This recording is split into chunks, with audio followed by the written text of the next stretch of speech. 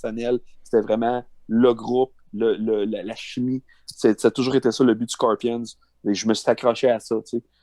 Très vite, là, j'avais 12, 13, 14 ans. Je me suis documenté tout ce qu'il y avait. N'oublie pas une chose. Il y a, il y a 35 ans, tout ce qu'on avait, c'était des hit paraders, des circus.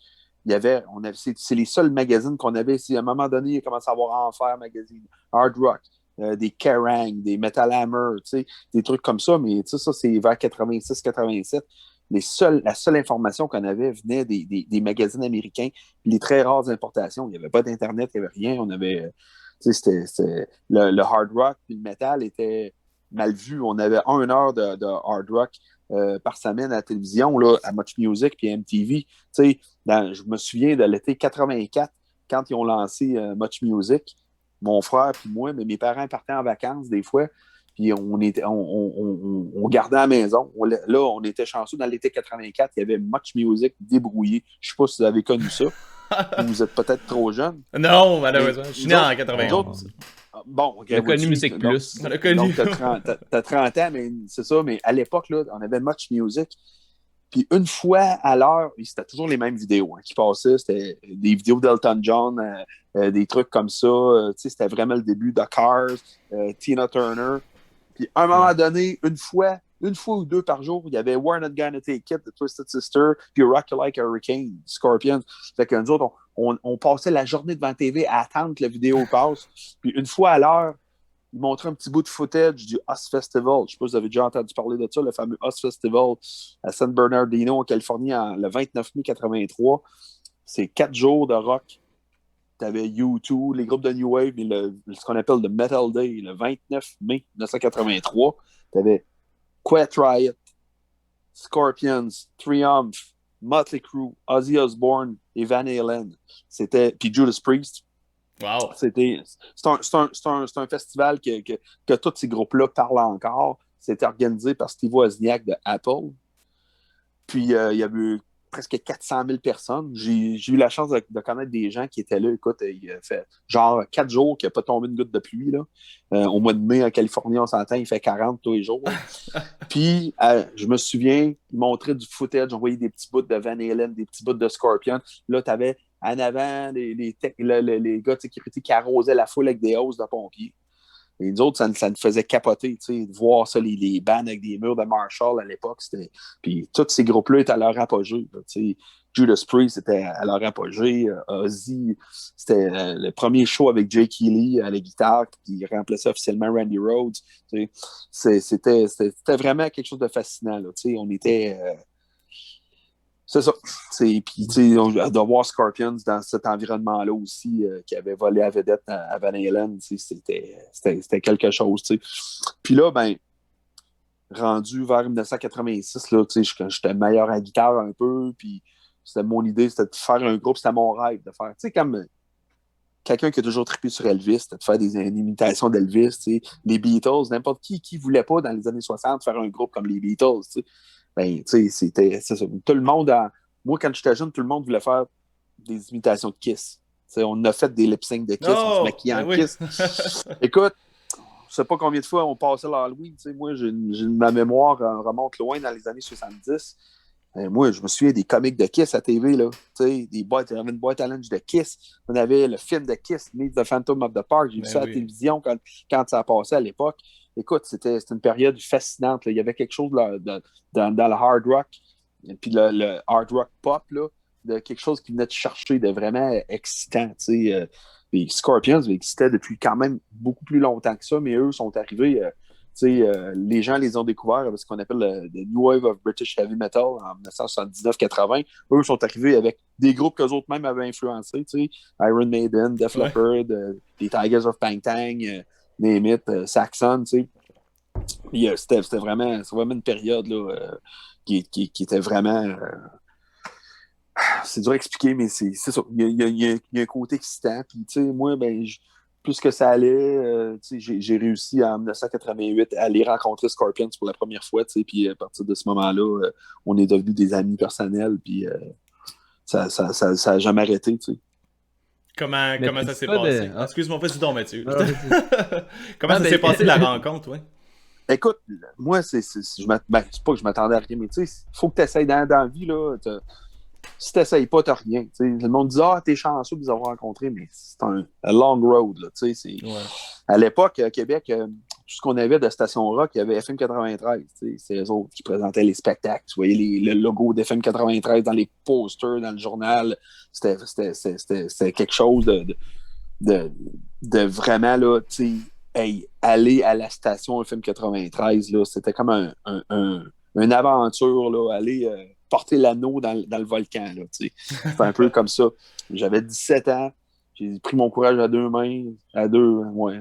En tout cas, puis je pris l'autobus, moi je venais de la Rive-Sud de Québec, t'allais à FM 93, puis là, ben, tu rencontres du monde à la réception, tu sais pas trop, ils savent pas trop ce que tu veux, tu essaies d'expliquer ça, que toi, tu sais qu'il y a du monde qui peuvent gagner des passes backstage, mais c'est pas des fans, puis là, finalement, il y a un gars qui, c'est drôle parce que c'est son anniversaire aujourd'hui, puis j'étais ami avec lui depuis ce temps-là, depuis 88, c'est Jack Roy, qui était animateur maintenant, qui travaille à l'Assemblée nationale, c'est un animateur, puis il dit « Hey, je t'écoutais parler, là. Il dit viens avec moi, viens dans mon bureau, viens me raconter ton histoire. » Fait que là, je m'assis avec lui, puis là, je raconte ça, que moi, je suis maniaque de Scorpions depuis que j'ai 10 ans. Puis là, je les suis, puis là, j'y sors plein d'arguments, puis tout ça. Hey, attends un peu.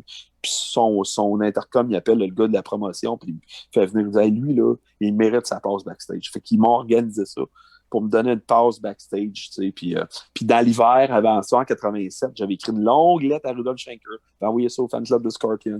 Mais tu sais, évidemment, tu t'attends pas une réponse, hein. Mais tu penses en avoir une, mais avec l'expérience, plus tard, tu réalises que ces gens-là sont tellement dans le jus. Ah, tu sais, puis il est en train de travailler sur un nouvel album. C'était l'album Savage Amusement qui est paru en 88. Puis, ben, c'est ça. Fait que, tu sais, là, finalement, je les rencontre avant le show. Puis là, écoute, mon cœur battait. Là, tu sais, c'était comme je rencontrais les dieux de l'Olympe. Là, tu sais, pour moi, petit gars de 17 ans. Puis, tu sais, rencontre des grosses vedettes allemandes. Tout ça, tu sais. Puis là, Rudolf Schenker, je parle avec lui. Puis là, là, il réalise que c'est moi qui avais envoyé une lettre plusieurs mois auparavant. Wow! Ah, mon Dieu! Là, il dit, c'est toi! Il dit, OK, là, les questions. Là, il dit, je me souviens de ta lettre, il y avait des centaines de questions de guitare, d'ampli. Puis, écoute, il dit, tu fais quoi après le show? Ben là, je dis, je retourne chez nous. Non, tu retournes pas chez vous. Je veux te voir, je veux te parler. J'ai affaire à toi. Puis là, finalement, ils m'ont donné une passe de VIP, là, pour après after show. Puis écoute, je suis retourné backstage après le spectacle. Mon frère et un autre de nos amis m'ont entendu pendant, je pense, 3 heures de temps plus battante à la sortie du Colisée. Écoute, puis on est restés amis depuis ce temps-là, puis on a développé une relation. J'ai participé à des petits projets avec Scorpion, j'ai fabriqué plusieurs guitares pour lui, pour Rudolf. C'est vraiment une super aventure qui remonte aux années 80. Ouais, parce que t'es luthier en plus, c'est ça? C'est pour ça que tu fais des guitares pour. Ben, tu sais, ce qui m'a amené dans tout le domaine, moi, je suis multitask, là, tu sais, c'est le vouloir être capable d'être autonome de tout ce que je fais. Puis c'est Scorpions qui m'a amené dans ce domaine-là, tu sais, les guitares, l'électronique, les amplis, tu sais, travailler comme machiniste sur des scènes, comme technicien, comme, tu sais, faire n'importe quoi du backline, c'est mon amour pour Scorpions puis pour la musique live là, qui m'a emmené dans ça. Là. Mais en premier, oui, je suis devenu réparateur de guitare, luthier dans les années 80, puis je fais ça full time depuis 30 ans. Ah, c'est cool. Puis, tu sais, moi, quand je suis venu vous voir, moi, je t'ai demandé la semaine passée, à peu près, si t'avais le goût de passer au podcast. Puis, je savais pas que ma blonde m'avait acheté des billets pour venir vous voir du tout, tu sais. C'était quoi les chances? Ma chance d'or. Ben oui, c'est ça. Ah, c'était vraiment cool. Le show était débile. Puis ce que j'ai aimé, c'est que vous mettiez... ben oui, c'est sûr, les classiques, les chansons les plus populaires. Mais en plus, moi, ma blonde, on aime bien le dernier album à lui qui est sorti en 2015, tu sais. Oui, Return to Forever. Return to Forever, vous avez joué 2 chansons qui est quand même cool, man. C'est-tu important pour vous de choisir tu sais, je vais dire, dans un show comme ça, là, le plus dur, c'est le setlist. Écoute, regarde, on remonte aux années, tu sais, quand vraiment Entrant, je vais revenir, là, on rouvre une parenthèse, là. Moi, je rouvre beaucoup de parenthèses, c'est que, tu sais, Dans les années, tu sais, j'avais toujours caressé ce rêve-là de monter ce groupe-là, mais tu sais, on se replace au début des années 80, tu as 21, 22 ans, tu veux faire tes propres tunes, puis tout ça. Sauf que, tu sais, est arrivé le grunge, puis la musique alternative, tu sais, puis... Ouais. Écoute, en 94-95, là, si tu sonnais pas comme Pearl Jam ou des trucs comme ça, c'était difficile, là, tu sais. Puis, écoute, maintenant, il y a plein d'outils, il y a plein, t'as Spotify, juste Facebook, comment que ça peut t'aider à diffuser tes propres chansons? Il n'y avait rien, il n'existait rien. En 1992-93, tu voulais il n'y avait pas de station rock, première des choses, mais de faire entendre une chanson, il fallait que tu connaisses un gars qui connaissait un ami, qui connaissait un gars dans un groupe, qui connaissait le gars de la station de radio. Tu sais. Il n'y avait aucune façon d'avancer. Là, tu sais. Il n'y avait aucun contact. Maintenant, tu te fais connaître, tu fais des démos, tu mets ça sur YouTube, sur Instagram. Écoute, tu te fais voir, puis tu peux te faire une petite carrière comme ça. Tu sais. Bon, sauf qu'à l'époque, ben là, c'était, écoute, on allait à nulle part avec des trucs qu'on faisait. Alors là, j'ai. Puis, tu sais, qu'est-ce qui. C'est toujours quand il manque des joueurs, tu sais, dans ton équipe, si tu veux, tu peux pas, tu sais, si tu peux bien avoir la meilleure équipe de hockey, si tu trouves pas de goaler ou de centre, tu peux pas jouer, tu sais. Puis il manquait deux morceaux importants, c'était le guitariste lead puis le chanteur. Puis écoute, j'étais chanceux à un moment donné. J'étais justement avec Scorpions au Forum, le dernier show qu'on fait au Forum en 94. Puis là, j'ai rencontré un gars qui était là au party after show. Puis là, on parle ensemble. Puis là, Rudolph disait lui, c'est Paul, c'est mon ami, il m'a fabriqué une guitare. Tu as vu à soir telle guitare, c'est lui qui a fait ça. Ah ouais, puis là, c'est bien jasé. Puis là, je me suis aperçu du gars-là, tu es un gros fan de Matthias Yabs, de guitariste de Scorpions. Puis on est devenus amis. Puis écoute, on s'est mis à jammer ensemble.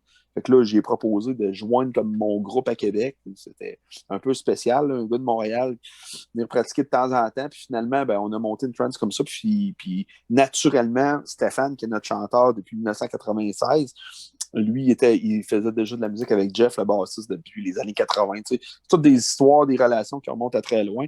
Mais sauf que là, on avait vraiment l'équipe complète. Comment c'est ça? Puis là, ben, il y avait beaucoup de festivals qui engageaient des hommages. Woodstock en Beauce, Dagobert à Québec. Puis là, à l'époque, écoute, on faisait des shows, on jouait 35 chansons en ligne. Là. On avait 23, 24, 25 ans, on n'était pas tuable. Là, puis on faisait. Puis il n'y avait pas de nouveau matériel de Scorpions à l'horizon ou de matériel, si tu veux, qui était attirant. Là. On était à l'époque. Scorpions sont dans ce qu'on appelle le Moyen-Âge, The Dark Ages, l'époque que Korn puis Limp Bizkit sont là. Donc, il n'y a pas aucune. Ben, tous les groupes, Kiss, Iron Maiden, Motorhead, Scorpions, tout le monde est dans. Tout le monde est caché ou sont dans d'autres marchés. Tout le monde est loin. Là, fait que Scorpions avait sorti une couple de trucs qui étaient vraiment pas intéressants là, sur l'étiquette East West, qui est une filiale d'Atlantic. Puis c'était pas grave qu'on ne joue pas des chansons de ces albums-là. Donc, là, on faisait beaucoup de matériel des années 70, de l'époque. Là. Je ne sais pas si tu connais les chansons comme In Trance ou He's a Woman, She's a Man. On en faisait, écoute, on jouait 35 chansons à peu près dans un show. Là, on jouait jusqu'à 3h15 du matin. C'était pas grave. Là, sauf que là, ben, on a pogné une frange plus maintenant de festival ou l'endroit qui c'est un spectacle vraiment qui est à peu près à la même longueur que le vrai show de Scorpions. Donc là, il faut couper à des places, il faut enlever des chansons que le monde ne connaisse pas. Là, on s'en tient à un matériel qui est plus... faut que ça roule. Là, évidemment, le core, si tu veux, du spectacle, c'est ce qu'on appelle World Wide Live. Je ne sais pas si tu connais cet album live-là de 1985. C'est un live de la tournée de Love at First Sting, de la tournée 84-85. Puis ça se trouve être le core, là, si tu veux, encore du setlist de Scorpions. Là-dessus, tu retrouves toute la période de Blackout là, de Love at First Sting, les gros hits, No One Like You, Rocky Like a Hurricane, Coming Home, Big City Nights. C'est toute cette période-là. On met... Des fois, on garde évidemment une trance de 1975. Vous me l'avez dédié d'ailleurs en plus, Stéphane, j'ai dit, tu choisiras ça. Choisis où est-ce que tu veux dédier la chanson. J'ai choisi une trance. C'est vraiment cool. Puis moi, j'aime beaucoup les chansons récentes. C'est juste qu'évidemment, on ne peut pas trop les forcer. Là. il y a des très très bonnes chansons là, de dernier album, même sur Sting in the Tail, on faisait la chanson Sting in the Tail à un moment donné. On faisait d'autres, on en faisait une autre, je me souviens même pas du titre, mais on en fait toujours une ou deux des albums récents, sauf que des fois il faut les enlever là, parce qu'il faut garder de la place pour du plus vieux matériel. Mais c'est quand Et même cool, là, ça, par exemple, de pouvoir vivre sa passion d'un band comme ça. Il y a beaucoup de bands hommages, souvent, c'est comme, en parle Georges, on fait un band hommage de ça. Ok, ouais, cool, c'est on fait ça. un hommage. Puis c'est nice, toi, t'es un tripeux de Scorpions, fait que c'est cool de pouvoir vivre, je pense, sa passion comme ça. Puis en plus, si tu te connais, ça, c'est vraiment génial. En plus, regarde, je peux te dire, regarde, comme là, ben, nous, on attend. Scorpions sont rentrés en studio l'an passé. Ils commençaient le 29 mars à enregistrer. Puis là, avec Greg Fidelman, qui est un partenaire qui a travaillé avec Slipknot, puis Metallica, des trucs comme ça. Et on pensait, comme tout le monde, que la pandémie allait arrêter à un moment donné, puis qu'elle allait finalement pouvoir retourner aux États-Unis enregistrer. Écoute, ils travaillent avec ce gars-là sur Zoom depuis un an. Puis là, ils viennent de compléter. J'ai parlé à Rudolf Schenker il y a 2 semaines à peu près. À la fin du mois de mars. Puis là, il venait de finir d'enregistrer les solos d'un nouvel album. C'était laborieux, là, parce que, écoute, travailler par Internet, quand tu en as un en Suède, l'autre en Pologne, le producteur aux États-Unis, eux autres sont 3 en Allemagne, ils travaillent avec des masques en studio. Écoute, c'est vraiment pas le fun. Là, fait que là, comme j'ai dit, j'ai hâte que ça sorte. On a hâte d'avoir des nouvelles chansons à pratiquer. T'sais. Ils savent tout le temps qu'on aime ça, c'est un défi. Là, même, on va des fois faire des chansons, on les a même pas vues encore jouer. Là. On les entend, on sait comment ils se font. Parce que on connaît assez les personnages, on connaît tous les twists là, pour comment ça se joue. Là, Puis toi, dans le fond, là, ce que je comprends bien, dans le fond, t'es guitariste dans le band, t'es un luthier aussi, tu joues de la guitare. As-tu commencé à jouer de la guitare à cause de Scorpions? Non, tu jouais déjà un peu de guitare? Oui, je jouais un petit peu de guitare. Moi, mon premier moment définitif, c'était, je vais te dire, ça a été la mort de John Lennon en 1980. Le lendemain, écoute, les nouvelles ne voyagent pas. Maintenant, quelqu'un se fait tuer une heure après, on le sait, par les canaux de nouvelles, puis par Internet, par n'importe quoi. Mais dans le temps, écoute, c'est arrivé le soir, John Lennon s'est fait tuer. C'est le lendemain que les gens l'ont su ici. Puis, écoute, moi, j'avais 9 ans. Écoute, je connaissais pas les Beatles du tout, là. Je connaissais pas ça. Mes parents connaissaient ça, mais c'était pas des fans de musique rock, t'sais. Puis mon père revient à la maison, puis il dit à ma mère, hey, écoute, tu pris une nouvelle, le chanteur John Lennon des Beatles est mort. Ah, ouais. Puis là, c'était à la télévision.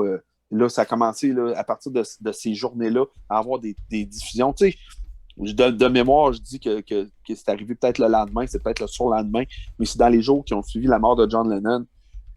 J'ai revu des télédiffusions. Là, les gens attendaient, parce que moi, j'ai beaucoup de cousins et cousines. Pour la majorité, ils sont plus âgés que moi. Ils ont connu activement les Beatles dans les années 60. J'ai un de mes cousins qui a vu les Beatles au Forum en 1964. Fait que, tu sais, tous les gens, depuis le début des années 70, attendaient une réunion des Beatles. C'est Paul et John s'étaient réconciliés, là, un petit peu avant ça. Là. Ça faisait 10 ans que les gens attendaient. Là, puis, c'est pas arrivé, évidemment, là, mais là, ça a été des émissions à télévision en chaîne. Ils remontraient toujours le footage des Beatles ou Ed Sullivan Show, qui est Ed Sullivan qui présente les Beatles puis qui partent All My Lovin'. Je te dis, j'avais 9 ans, j'ai vu ça, là. C'était comme si c'était un dimanche soir en 64 quand les Beatles ont joué Ed Sullivan Show. Je t'en parle, le poil me lève ses bras encore. Voir ça, là, wow!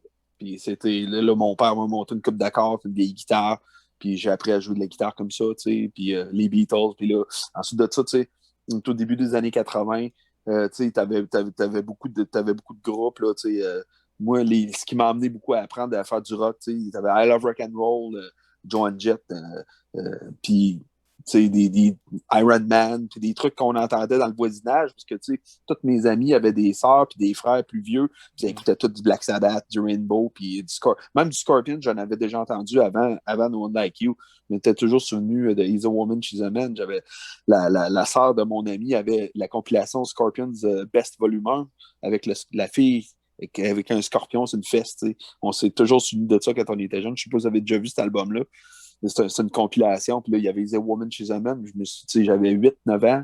j'avais entendu ça, tu sais, mais pour là, mettre un visage vraiment puis un nom sur une chanson, mais c'est d'aller à No One Like You. Puis là, quand j'ai entendu No One Like You, c'est pas tellement le vocal ni la guitare solo, c'était les 3 accords de guitare rythmique au début d'une Gibson Flying V dans un Marshall 50 watts.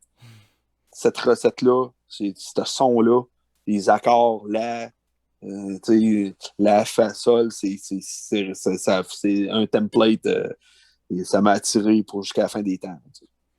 Et avant de partir, hommage à Scorpions, est-ce que tu avais déjà essayé de faire des bands plus de compos ou d'autres oui, covers? c'est ça qu'on faisait. Là, on faisait des covers, évidemment, de n'importe quoi. Puis plus que tu vieillis, tu rencontres du monde qui ont joué dans d'autres groupes. Là, vois-tu, Jeff, le bassiste, là, qui joue avec nous, lui et Stéphane, ben, le chanteur était dans un groupe de cover des années 80. Là, j'allais les voir, puis je les trouvais dans hot. Là, c'était à l'époque, ils faisaient du Queen's Reich, puis du Judas Priest, puis des trucs comme ça. Là, puis c'était vraiment cool. Puis j'aspirais à lui, ce bassiste-là, je me disais, lui, j'aimerais ça jouer avec lui un jour. Il a full présence, puis il sonne la brique. Là, dans ce temps-là, je pensais qu'il avait 30 ans, mais il avait rien que 2 ans de plus qu'à moi.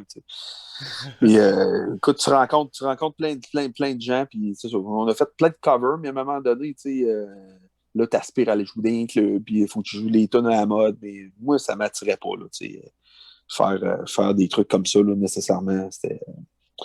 Fait que c'est partir mon... Puis, dans le fond, c'est des amis qui étaient un peu plugués dans la musique. C'était François Tanguy qui était le gars qui s'occupait vraiment de toute la sonorisation d'Agobert, puis Patrick Paquette, un batteur qui remplace maintenant Stéphane Godreau dans le groupe là, Hommage à Bob Bissonnette. Lui, Pat, c'est un musicien actif à l'époque. Puis il dit Hey Paul, écoute, tu portes pas ton hommage à Scorpion, ça fait des années, là, puis c'est le temps, là, puis il me semble que Puis c'est ça vraiment qui m'a poussé à mettre vraiment tout le temps. J'avais déjà commencé à faire des guitares, j'avais déjà commencé à accumuler du matériel en pensant qu'un jour j'allais pouvoir lancer ce projet-là, puis c'est ça, ça continue depuis cette époque. Est-ce qu'il y en a d'autres groupes hommage à Scorpion? Est-ce que vous avez déjà vu ça oui. passer un peu partout au Québec? Il y en a d'autres. Il y en a qui essayent de faire comme nous autres. Là. Nous autres, je te dirais qu'on est les premiers ici, en tout cas. Ça, c'est sûr. On a vu d'autres, mais écoute, ben, honnêtement, je veux pas juger. Là. C'est sûr qu'il y en a d'autres. C'est juste que, pour avoir tout le matériel, la voix, le son, puis tous les éléments qui font que ça donne vraiment Scorpion, c'est... puis l'expérience, c'est l'expérience. Vous avez l'expérience en plus de... Oui. Puis votre chanteur, tabarouette, il est sa coche, hein, on va se dire. Oui, Stéphane, c'est un professionnel. Lui, écoute, je peux te parler un peu des gars individuellement, qu'est-ce qu'ils font, puis qui ils sont. Stéphane Dorval, lui, écoute, c'est un ami. On était un peu comme toute la famille. Stéphane, lui, ça a l'air de rien, mais c'est un ceinture noire. C'est un prof de karaté, une grosse école de karaté ici à Québec. Il est 7e dan. C'est un des très, très rares au Canada. Je ne sais pas combien ils sont, mais il est un des meilleurs karatékas là, au Canada. Une grosse école que là, présentement, ben là, il ne peut pas donner de cours là, à cause de la COVID, mais en plus, il entraîne des policiers, il entraîne des militaires, la GRC. C'est vraiment un maître. C'est un gars qui va faire des compétitions aux États-Unis. Tu sais, des fois, et puis c'est un gars extrêmement discret. Puis c'est drôle parce que Stéphane, avec le temps, Klaus, le chanteur de Scorpions, et lui se ressemblent énormément. Il faut qu'à quelque part, si tu veux faire un groupe hommage, faut que tu ressembles un petit peu à ton personnage. À quelque part, il faut pas juste t'identifier, mais il y a tout le temps un petit quelque chose qui fait que tu vas y ressembler. Moi, si j'étais un super guitariste à shot, comme Adam qui joue avec nous, à quelque part, je pourrais pas me contenter du rôle de Rudolf Schenker, qui est un gars qui a toujours sacrifié, puis qui n'avait pas plus d'intérêt que ça de devenir comme son frère, meilleur à la guitare. Et Rudolf, ça a toujours été les chansons, laisser de la place à Klaus, faire les chansons pour lui, puis Mathias, quand il est arrivé là, en 78 dans le groupe, excusez-moi, la caméra a tassé. Mais tu sais, c'est... puis Stéphane, avec le temps, c'est drôle, puis Klaus, avec le temps, sont un peu pareils. C'est des gars extrêmement discrets. qu'on n'entend pas parler. Klaus, là, c'est le seul gars de Scorpions à qui personne n'a des contacts avec lui en dehors des tournées, des trucs comme ça. Et puis Stéphane, il fait des trucs, il fait des compétitions de karaté. Des fois, je vais le voir à son école. Hey, c'est quoi les trophées qui mesurent à peu près 4 pieds de haut? Oh, j'ai gagné ça à Philadelphie. Oui, mais man, j'ai dit, faut que tu nous le dises quand tu fais des affaires de même. C'est impressionnant. Ah, OK. Il y a des compétitions. Lui, là, il est déclaré comme une arme blanche à la police parce que s'il frappe quelqu'un, il peut être considéré comme armé. S'il fait du mal à quelqu'un, il le fera pas, là. Mais c'est vraiment... c'est ça, c'est super impressionnant. Mais le gars, c'est un maître des arts martiaux. Puis c'est un gros maniaque de science-fiction, un gros maniaque de Star Wars. Puis il est très spécialisé aussi à l'entraînement avec les enfants. Il y a beaucoup les camps de jour. Puis il amène ça un peu comme les Padawans dans Star Wars. Lui, il a tout le côté des Jedi avec les karatékas. Il a vraiment saisi le parallèle qu'il y a, là, que George Lucas a fait avec les arts martiaux, un peu la sagesse des arts martiaux avec les Jedi, si tu veux. Lui, ouais, cette la force en soi, le contrôle. Exactement. Là, fait que c'est un spécialiste dans ça. Puis en plus, ben, à l'époque, Stéphane, quand on commençait à être ensemble, il étudiait à l'Université Laval en chant classique. Écoute, puis il travaillait comme apprenti prof de karaté, toutes sortes de trucs, là, mais il est en musique, c'est ça, puis il n'y a pas cette voix-là pour rien, mais ça reste, c'est un organe qu'il a développé, c'est un gars qui a une super discipline de sport, là, il s'entraîne, il continue, il est super sportif, là, puis c'est ça. Ouais, puis ça, on n'a pas le choix dans un band hommage, si le band est en forme, Scorpions, je les ai vus en show, ils sont en forme, les gars, là, écoute, fait que vous n'avez pas le choix de rester quand même en forme, c'est sûr, gars. Puis les gens, là, des gens, j'entends dire, ah ouais, mais tel groupe, là, sont rendus dans la soixantaine, ils sont pas pires. Ah ouais, mais t'es pas au courant, Scorpions, Klaus, là, va avoir 73 ans à la fin du mois de mai. Rudolf Schenker va avoir 73 ans au mois d'août. C'est des gars, là, qui sont en forme. En tout cas, Rudolf est plus en forme que moi, je te garantis. Il fait des blagues. Ces vieux bands-là, je me rappelle, j'avais été voir le Rolling Stone aussi au FEC, là, justement, ouais. Je vois ton chandail, et puis Mick Jagger, il courait partout comme un malade. Ah ben ouais, pour plus que moi. Ah ouais, c'est sûr. Il faut qu'ils se tiennent dans un... Je peux te le dire qu'ils sont en forme, puis on le voit dans un sens que moi, je travaille au festival d'été, on vide les vannes, on a dû passer je sais pas combien de temps à vider, il y avait un trailer, c'était juste des trucs d'entraînement, des bicycles, puis toute leur fitness c'était un trailer, un 53 pieds, juste de trucs comme ça qu'on a sorti, toutes les haltères. En tout cas, c'est sûr que Keith Richards ne touche pas à ça, lui.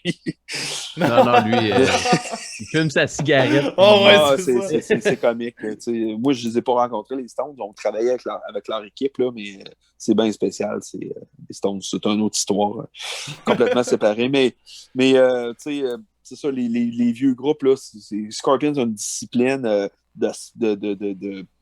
alimentaire, une discipline au niveau de tous les excès. Ils en ont tout fait. Les groupes, c'est comme dans les années 80, c'était tout à nous autres, la drogue, on touche pas à ça, on est contre la drogue, on fait juste de la poudre. Mais c'était considéré comme une vitamine dans le temps. Pour faire 250 shows sur 365 jours sur tous les continents, en avion, tout ça.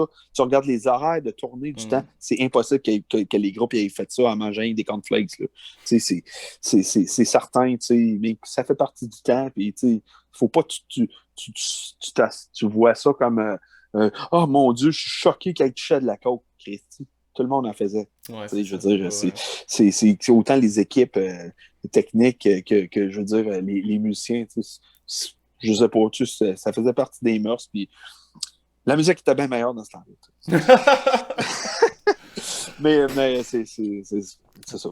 Puis pour faire le tour un peu des boys, vois-tu, Jeff, le bassiste, ben là, c'est exceptionnel. Normalement, là, il serait sur la route, il est camionneur. Lui, c'est un trucker, il fait il va aux États-Unis 3-4 fois par semaine. Sauf que là, comme j'ai annoncé, tu as peut-être vu ça sur le Facebook. Ben non seulement, mais tu me l'as écrit juste avant. Ouais, tu me l'as écrit, là, fais pas le saut. Écoute, ouais, ben c'est ça. C'est qu'à une semaine du spectacle qu'on a fait dimanche, sa conjointe m'appelle, elle dit, écoute, Paul, elle dit, je sais pas si c'est un plan B, là. Jeff est à l'hôpital. Non, il n'y a pas de plan B. On joue, ben, on cancelle, là. Elle dit, qu'est-ce qu'il y a? Ben là, elle dit, Jeff, il a été chanceux dans sa malchance. Il est venu coucher à la maison. Parce que normalement, il couche dans son camion, lui. Sauf que c'est arrivé qu'il y a un voyage qui n'était pas prêt ou quelque chose comme ça. Ça lui a permis de dormir chez lui.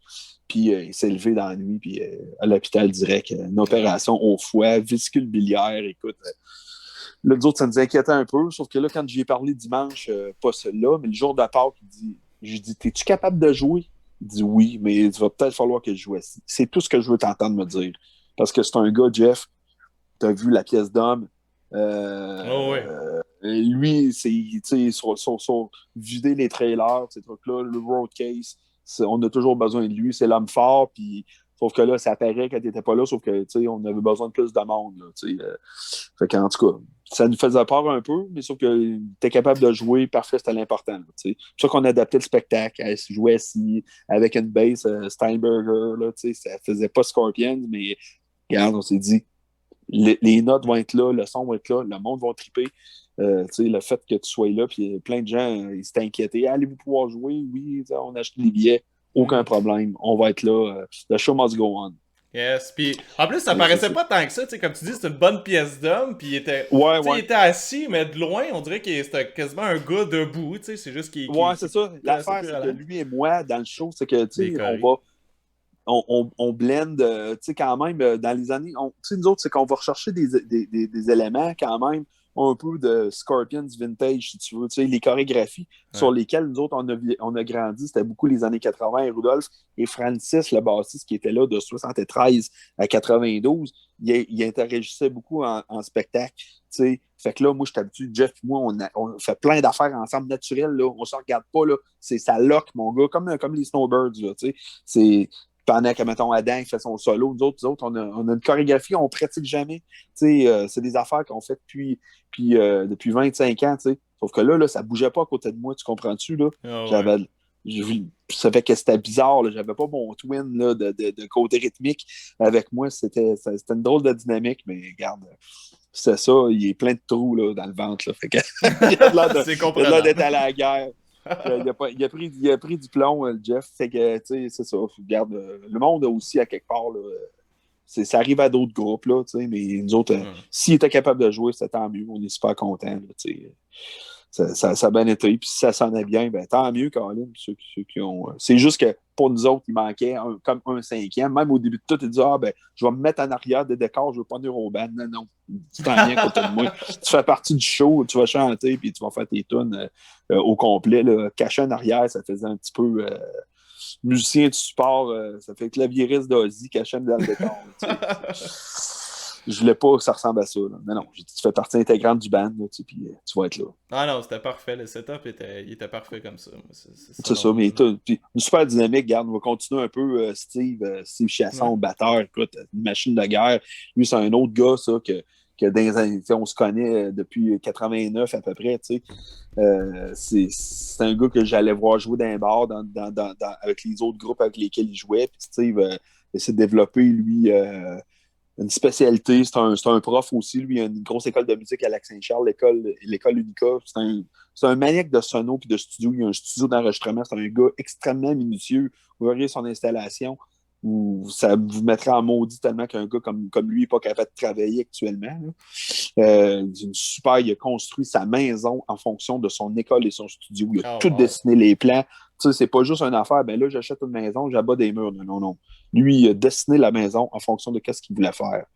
Tout le filage, la ventilation complètement dépendante, l'électricité du studio, tout indépendant. C'est un gars extrêmement minutieux dans tout ce qu'il fait. C'est un gars qui a beaucoup de batterie, il y a des drums parce que c'est un gars qui va travailler avec des artistes de country, d'autres fois du pop. Le drum qu'il y a dans une trance, c'est un drum qui est fait juste pour faire du Scorpions, monté comme ça. avec les mêmes pots que James Kotak avait dans le temps qu'il était dans Scorpions. On avait adapté le show. Tu sais, là, il y a eu des changements dans les dernières années avec Scorpions. Je pourrais te revenir là-dessus. Mais c'est ça. Fait que là, tu sais, Steve, son personnage, puis son son, puis son setup de drum, ben, c'est un peu la batterie de Scorpions des années du début 2000 jusqu'à 2016, mettons. Là, tu sais. Fait que, mais c'est ça. Il est professeur, lui, puis c'est un gars qui a plein d'idées, puis qui est multitalentueux. C'est un gars qui fait de l'électricité. Fait que, tu sais, là, vous n'avez même pas tout vu parce qu'à cause de l'espace, on coupe certaines affaires dans le show, tu sais. On peut pas tout traîner non plus, là. Puis on a des exigences au niveau du temps, donc il faut respecter. Fait que, tu sais, dans son solo de batterie, il y a toutes sortes d'accessoires qu'il fabrique, puis il achète des sans fils, puis on a des babelles un peu, on en met un petit peu plus que le client demande, là, tu sais. Avec les moyens qu'on a, là, comme là, les sœurs Robitaille, les hôtels Jarreau nous ont dit, nous autres, on vous a vu à telle place, on veut le show, puis toute telle affaire, vous allez faire ça, hein? Oui, pas de trouble, parce qu'il y a des places, ça dit, ouais, faites pas ça, ça va être trop long, mais eux autres, ils en veulent. Parfait, on en amène. Puis vu qu'on est à Québec, ben écoute, on peut en amener plus, là. Dans ce temps-là, c'est quoi, vous coupez les solos de drum, les solos de guitare? Ouais, un peu, on va raccourcir les solos de guitare. Mais là, il y a certaines affaires, tu sais. Des fois, on va arriver sur des festivals qu'on est serré en deux groupes, c'est plus métal, mettons, comme public. Mais là, on va couper certaines affaires, on va enlever des tonnes acoustiques. On fera pas ça, mais là, le public réceptif, comme il y a pour les hôtels Jarreau, eux autres, ils aiment ça les balades, ils aiment ça les tonnes acoustiques, mais ils aiment ça les tonnes hard rock. Fait que, on peut pas couper dans ça, là, ça a bien pogné, là, les tonnes d'acoustique. Là. Scorpions font un show d'acoustique, mais tu sais que c'est pas nécessairement les mêmes chansons, mais on s'inspire de ça. Là, mais on l'a toujours fait, ce truc-là. Des fois, il y en a, on va rajouter une chanson, des fois, on va en enlever une, ça dépend tout le temps. Mais là, on s'est dit, on va pas mal tout mettre, là, ce qui va fitter avec le public là, qui vient voir ça. Ouais, surtout que c'est un band très connu pour ses power ballades aussi. Ouais, ben, ça l'est devenu, là, mais fait que, tu sais, le monde. Mais ils ont toujours eu, ben, tu sais, power ballade, mais tu sais, ce concept-là n'existait pas encore, mais il en faisait déjà dans les années 70. T'écoutes les albums comme In Trance ou ben Virgin Killer, il y a tout le temps des chansons. Ouais, comme la chanson Life's a River. Là. Ou Life's a River, écoute, c'est une superbe chanson que j'aimerais éventuellement. Fait. Ben, c'est le fun que tu en parles. Moi, c'est une chanson que j'ai toujours voulu faire. Puis c'est drôle parce que, tu sais, sur l'album, c'est Uli Roth qui joue de la guitare. Mais mes versions préférées, là, de cette chanson-là, je sais pas si tu as la chance d'avoir entendu des enregistrements de bootleg de Scorpions de fin 70, quand Mathias Diabs est arrivé dans Scorpions. C'est des chansons que les autres continuaient de jouer. Là. Puis j'aime mieux c'est des versions un petit peu modifiées. Okay. Puis, tu sais, c'est vraiment intéressant. Mais ça, c'est une chanson que je me suis promis de faire. Puis il y a une autre chanson qu'on veut remettre. Je sais pas si tu connais Will Burn the Sky. Ça, on a fait ça longtemps. Will Burn the Sky, c'est une super chanson avec un solo de guitare super long à la fin. Écoute, je t'enverrai un enregistrement qu'on a fait, puis tu pourras la diffuser si tu veux, je sais pas d'une façon ou d'une autre. Mais quand on a joué à l'Agora de Québec en 2004, on avait fait une super bonne version. Ça avait été enregistré. Écoute, quelqu'un a enregistré ça avec une caméra vidéo. Fait que l'image n'était pas terrible, mais on a gardé le son. Puis on a rajouté un peu les cues. Ça sonne vraiment comme un enregistrement d'un gros festival. Puis c'est de même cette chanson-là, à un moment donné, je l'avais envoyé à un gars à passer pendant des années sur une station radio Internet, notre version de Will Burn the Sky. Même du monde pensait que c'était vraiment Scorpions. Je te ferai entendre ça, c'était vraiment génial. Là, le son n'est pas, c'est pas une prise à console, c'est une prise live, mais tu as vraiment l'ambiance, comment que ça sonne, les guitares, puis tout est vraiment là. C'est vraiment le fun. C'est sûr. Je t'enverrai ça. Will Burn the Sky. Oui, vas-y. Non, vas-y, excuse, je termine. Ben, c'est ça, c'est une chanson qu'éventuellement on veut remettre là, dans le show, là, parce que ça nous est demandé, faites-vous. Tu sais, t'as des gens qui sont très accrochés au très très vieux matériel de Scorpion, surtout les gens qui trippent sa musique progressive, eux autres connaissent ça, là, les années 70. T'as des gens, eux autres, qui ont découvert ça juste à partir des années 80, c'est les tout plus rock, hard rock commercial. T'sais. Scorpion, c'est un groupe qui est divisé en plein de périodes. Le monde, j'entends des fois des gens dire « Oh ouais, moi, le sifflet au Wind of Change, là, hey, écoute. » c'est comme si les Beatles avaient rien fait yesterday. Là, c'est ça. Tu peux pas résumer. Mais je comprends les gens parce que moi aussi, Scorpions, avant, je pensais que c'était No One Like You puis Rock You Like a Hurricane. T'sais. Ben, c'est ça. Comme Twisted Sister, je pensais que c'était I Wanna Rock. Puis, exactement. Puis c'est tellement des bands qui méritent toute l'attention du monde, qui méritent à écouter tous les albums puis tout ça. Parce que si tu te fies juste à l'espèce d'aspect superficiel de une ou deux chansons, ben là, tu manques tellement de quoi de big, là. Ce qui est cool aussi, c'est les bands hommages. Parce que les bands hommages, tu vas aller voir ça. Tu es pour triper une soirée, tu n'es pas obligé de triper sur le band, mais au moins ça te fait découvrir plein de chansons que tu connaissais peut-être pas ou que tu avais peut-être déjà entendu, mais que tu ne savais même pas c'était Scorpion qui faisait. Si tu allais sur notre site internet, notre vrai site, pas le Facebook, mais on est entrancescorpions.com, c'est vraiment notre site internet. J'ai plein de bouts d'entrevues de radio, même à un moment donné. C'est quelqu'un qui m'a envoyé ça. C'est une entrevue, justement, c'est Klaus, le chanteur de Scorpions. Puis là, quelqu'un, hey, êtes-vous au courant de ça, Trance? Ah oui, Klaus, il dit, on les connaît très bien, le groupe Apple au Canada, c'est nos amis. Puis, tu sais, il dit, ils font même des chansons là, de Scorpions qu'on n'a jamais jouées en spectacle. Ou des chansons qu'on n'a pas jouées depuis longtemps. Puis, tu sais, il dit, tu sais, en tout cas, dans des entrevues différentes, tu sais, il reconnaît Scorpions and Trance a été un outil promotionnel pour eux autres dans leur période. Ce qu'on appelle le Moyen-Âge, les dark years. Là. Nous autres, on était les seuls. Là, les gens étaient convaincus que les derniers albums qui étaient sortis, c'était en 93. Puis, tu sais, c'est comme Face the Heat, par exemple. Après ça, c'est parce que ce qui arrive, l'industrie de la musique a énormément changé. Tu sais, moi, je suis un observateur beaucoup là, des phénomènes. Tu sais, comment est-ce que l'industrie décide de tirer à plat sur un style? Les groupes se fendaient en quatre pour faire des albums, des super productions, alors que les compagnies de disques poussaient tout ce qui était juste là, alterno, sans jugement de style de musique, mais c'est vraiment l'industrie qui a décidé de sacrer tout le monde dehors. T'sais. Pour te donner une idée, puis c'est ça un peu qui fait que j'ai rencontré le premier guitariste qui joue avec nous, Joe, un gars de Montréal. Lui, il est arrivé en Californie là, à la fin des années 80. À l'époque, là, tu sais, que les guitaristes hot allaient tous à GIT. Je ne sais pas si tu connais l'école de musique, le Guitar Institute of Technology. C'est un gars qui est allé là, puis qui a gradué. Écoute, c'était avec Paul Gilbert, avec des gars de même. Joe Satriani, c'était ses amis, là. Puis lui, il jouait dans des groupes de hard rock.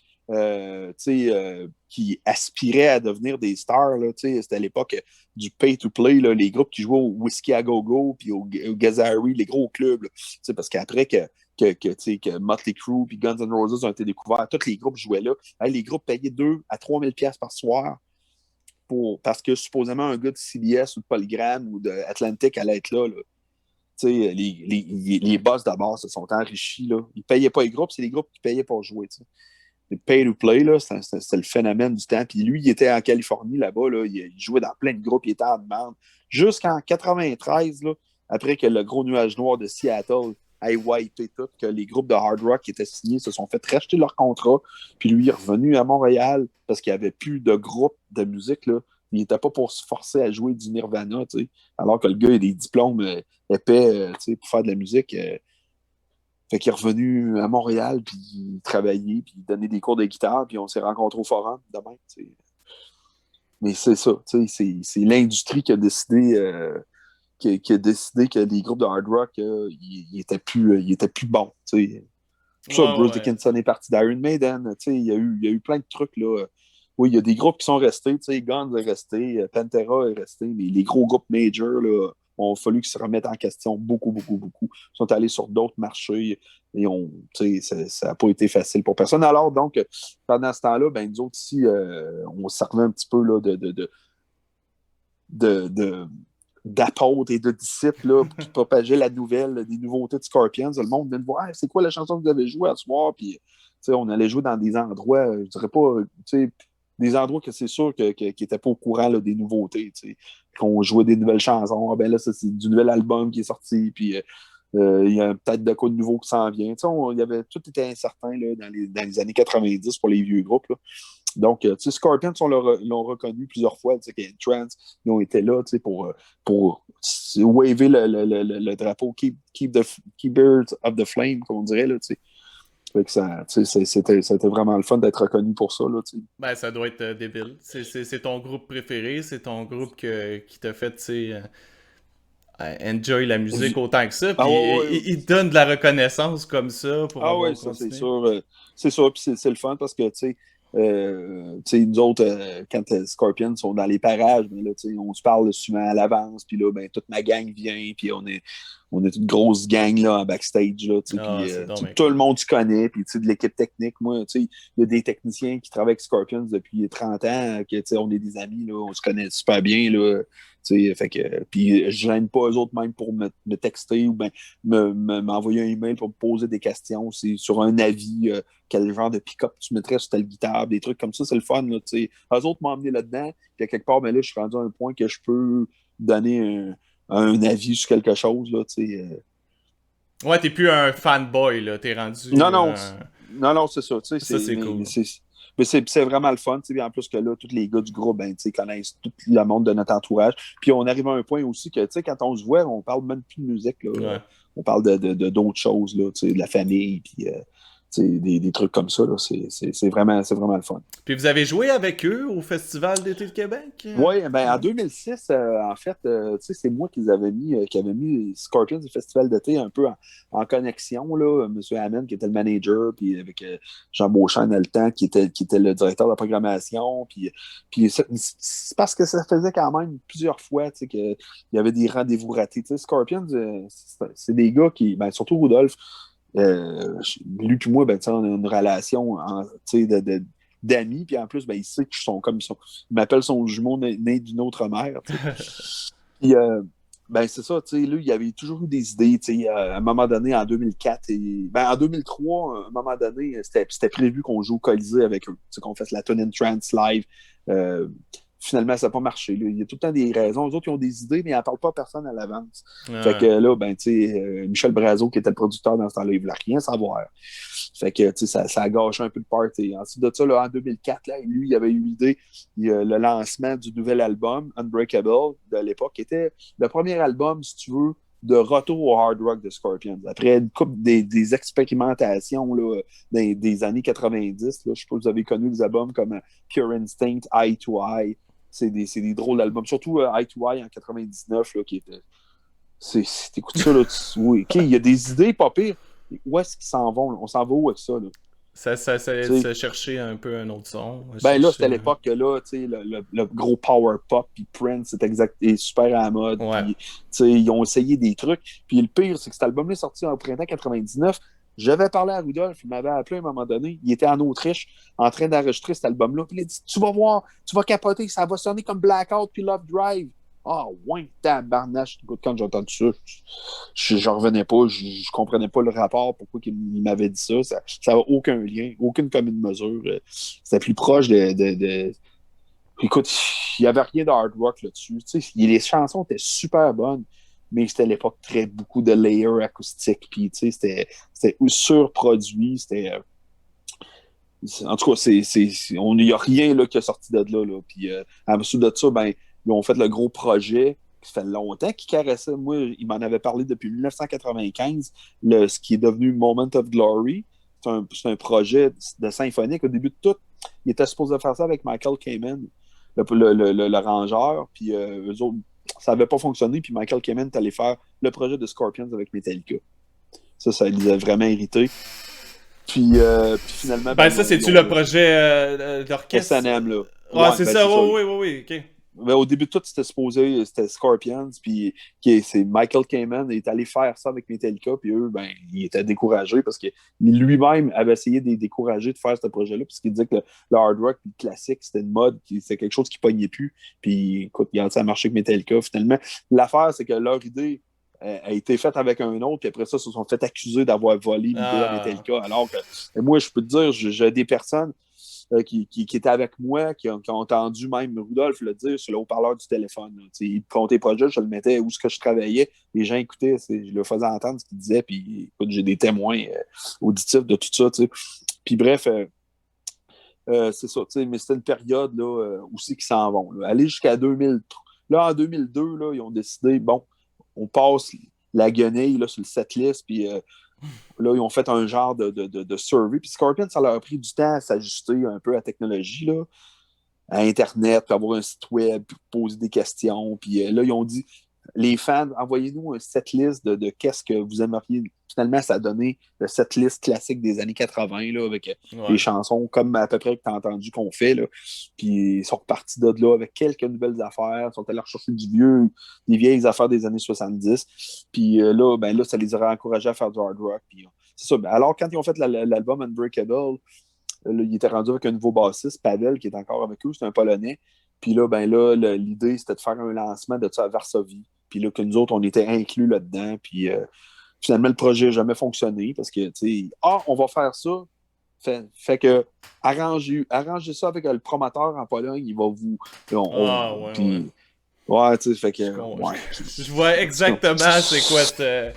Ah oui, ça va marcher, t'as juste à parler à lui, puis ouais. On va faire. J'en ai déjà parlé. Ouais, c'est ça, mais ça sent un peu comme ça, mais c'est drôle, tu sais. On est habitué, quand tu nous proposes des trucs, on le sait que, que s'il y a des possibilités, il faut pas trop s'emballer, là, parce que, tu sais, comme à un moment donné, il y a un gars qui travaillait avec eux autres, m'a dit, tu sais, Rudolph a des super bonnes idées, mais il va te dire, hey, Paul, là, on fait un show, c'est à la Lune, OK? Ça va être super, il y a plein de monde. Mais il n'a pas pensé, il n'y a pas d'air, c'est la Lune. T'sais. Fait que, tu sais, il faut construire une boule, il faudrait construire une base lunaire. Puis, fait que, mais c'est ça. Ça fait partie du folklore de Scorpions, parce qu'ils viennent à un moment donné. Ils font tellement d'affaires que pour eux autres, c'est que ce que nous autres nous paraît impossible, eux autres, ils l'ont déjà fait. Fait que, tu sais, eux autres, c'est vraiment sky's the limit. Là, ils veulent aller. Puis c'est pas une question de moyens ou d'argent, c'est des gens. Sont assez conservateurs dans leurs dépenses, mais ils ont tellement tout vu là, pour eux autres, là, comme je te dis, ce que nous autres a de l'air d'une montagne, là, à organiser, eux autres, c'est pas long. Là, avoir un permis de travail, ben, genre un visa pour jouer aux États-Unis, pour nous autres, c'est quasiment 6 mois d'attente. Les autres, ils l'ont en 2 jours. Puis, c'est pas compliqué parce qu'ils sont habitués de passer par là. Fait que c'est ça. En tout cas, t'es vraiment un passionné. Ben, toutes les nook and crannies, comme on dirait en anglais, de Scorpions, je les connais beaucoup. Là, puis on connaît assez les gars pour savoir comment est-ce que un tel va réagir, puis ils vont penser. On connecte beaucoup. Là, c'est pas juste de imiter, prendre une Flying V, comme on a vu d'autres groupes hommages. Tu me demandais ça. Là, le chanteur se met un béret à la tête, puis un Explorer, puis une Flying V, puis on est Scorpions. C'est pas ça, là, c'est beaucoup plus que ça. Il faut que tu ailles. Moi, dans ma recherche, c'est pas juste de dire, bon, j'apprends les tonnes de Scorpions. Non, je sais de tout l'ADN. Il faut que tu ailles puiser dans l'ADN. C'est quoi l'ADN de Rudolf Schenker? C'est pas juste les années 60. Là, oui, c'est tous les groupes de ce temps-là, mais c'est pas juste les Beatles, c'est tous les groupes comme Them, les Pretty Things, les groupes plus underground anglais que lui. Écoutez, moi, tu sais, à force d'y en parler, puis il me disait que comment est-ce que c'était compliqué, eux, tu pars, là, c'est pas. Scorpion, c'est plus vieux que Led Zeppelin, là. Puis Deep Purple, là. Puis lui, quand il a commencé à écouter de la musique, la seule place pour entendre de la musique, c'était sur un petit radio à transistor, même pas un transistor, c'est un radio cristal qu'il avait fabriqué. Puis la seule façon d'entendre de la musique qui n'était pas de la musique de fanfare en Allemagne, c'était de pogner des postes parce que tu avais les bases militaires. On est après la Deuxième Guerre mondiale, on n'est pas longtemps après. Là. Je te parle, on était en 1960, 61, 62.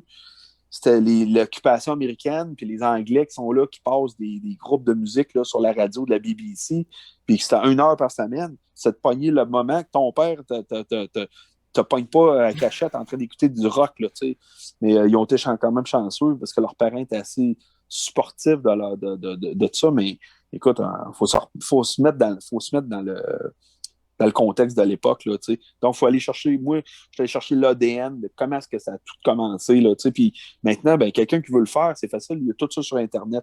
Mais en 88, 9, toute cette information-là, la trouver, là, c'était quasi impossible. Là, puis, tu dis c'est facile de trouver les infos. C'est vrai que c'est facile maintenant de trouver les infos, mais il faut, comme tu as dit, il faut que la personnalité de cette personne-là te ressemble un petit peu ou quelque part sur le stage. Vous vous rejoignez quelque part. Moi, je suis un gros fan de Kiss. J'ai vu à peu près 10 bands hommages. Puis, c'est pas... je suis rendu au point que c'est sais, oui, la voix, c'est important parce que c'est ça que la première chose souvent que les gens essaient d'entendre, est-ce que la voix ressemble, tu sais. Mais moi, c'est plus que ça, c'est l'espèce d'énergie ensemble, c'est ça que je trouve qui va être important, puis ce que tu vas essayer de donner au public, ça ressemble à ce que Kiss voulait donner au public. Ben, parce que tu veux revivre l'expérience de, tu sais, avoir la belle voix puis la musique, c'est juste la musique, mais un show, si tu veux écouter juste la musique, tu veux écouter l'album dans ton char, là, tu sais.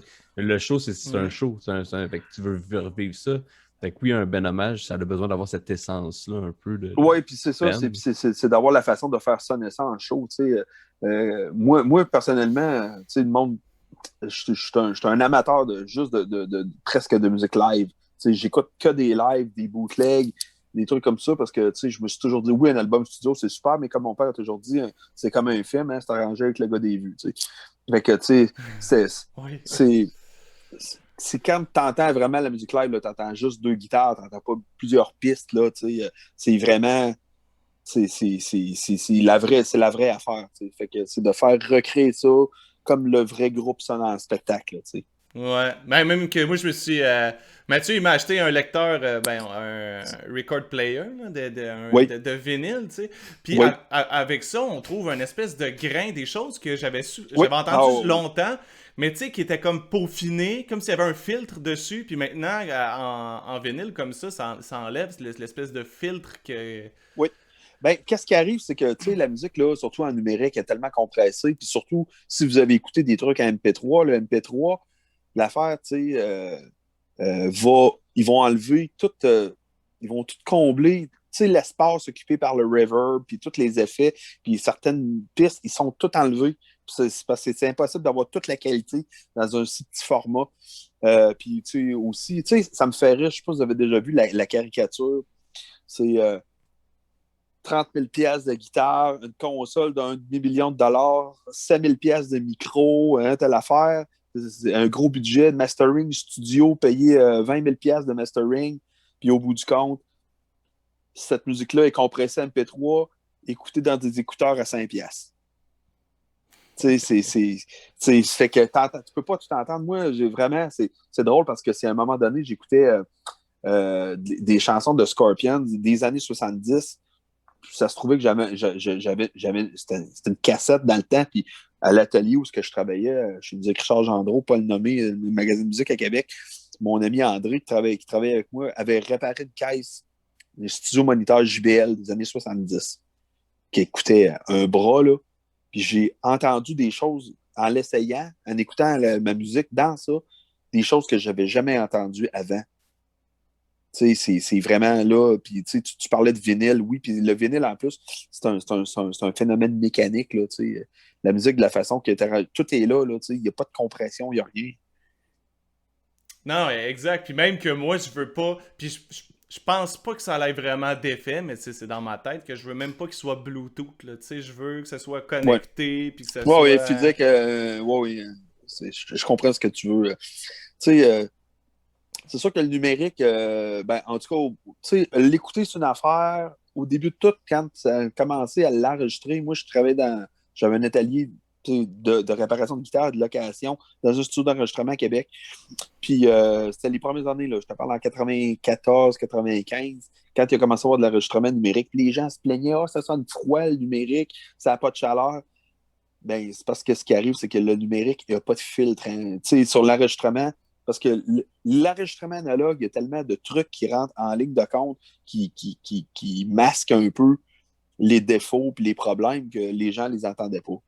Sauf que, tu sais, c'est le contraire, là, avec les enregistrements numériques, tu n'entends pas tout. Là, parce que là, c'est tellement peaufiné, puis il fallait tout corriger visuellement l'écran. Je te parle de Steve, notre batteur, qui est super équipé. Lui, il travaille des trucs, puis il me montre les choses qui fait que ses surfaces de travail, elle est corriger des choses, là, c'est comme si c'était Photoshop. Là, c'est vraiment hot. Puis il voit le son là, dans son écran. Là, c'est dur à expliquer, là, mais c'est capoté. Je vois pas tout ce que lui voit, là, mais il montre des choses, là, puis des trucs qu'il fait. Là, c'est pour des artistes. Lui, il travaille beaucoup avec des artistes de country puis de bluegrass, là, son studio.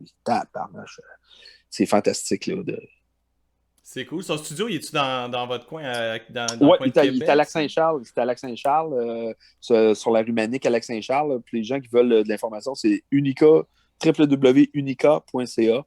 Puis c'est le studio Unica. Puis c'est une école de musique aussi. C'est vraiment... Il y a une maison, de la façon que sa maison est faite, c'est vraiment des départements séparés. Vraiment, il y a des booths, là. Lui, son épouse, son prof de musique, puis écoute, c'est une école qui ont des étudiants. C'est vraiment un school of rock. Ils organisent en plus des spectacles 2 fois par année. Encore là, ça fait depuis l'année passée qu'il n'y en a pas eu. Ils réservent l'Impérial de Québec à chaque année, une super production musicale. Puis tu sais, c'est pas un show de... Et des fois, tu as des shows d'école que tabarnage, t'as hâte que ça finisse, là. Quand tu es spectateur, là. Et lui, c'est un perfectionniste. Il y a des étudiants de batterie, des étudiants de guitare, des étudiants de chant, puis ils vont monter une chanson. Puis ça va pas avec le style de musique. C'est pas de dire moi, je veux devenir un super guitariste, je jouerai pas une tune de Céline Dion. C'est quand tu vas jouer, surtout pour les batteurs, jouer du pop. C'est là que tu vois que faut que ça soit de précision mathématique, là, la basse, la guitare, tout là. C'est le même que tu apprends à apprécier les autres genres de musique. Ça, c'est une affaire qui est importante. J'ai réalisé ça. Dans l'industrie de la musique, faut pas que tu aies trop de préjugés. Parce que surtout quand tu travailles comme technicien, je vais te dire que c'est pas parce que tu rencontres un gars qui est éclairagiste, je sais pas, qui travaille avec Metallica, puis 2 ans après, ce gars-là va travailler avec Shania Twain comme tech de moniteur. C'est là-dedans, faut pas te dire moi, j'aime pas ce genre de musique-là, je vais pas travailler là-dedans. Il y a un respect là, dans les styles de musique, là, c'est bien important. Tu le vois maintenant, tu vois les collaborations maintenant d'artistes.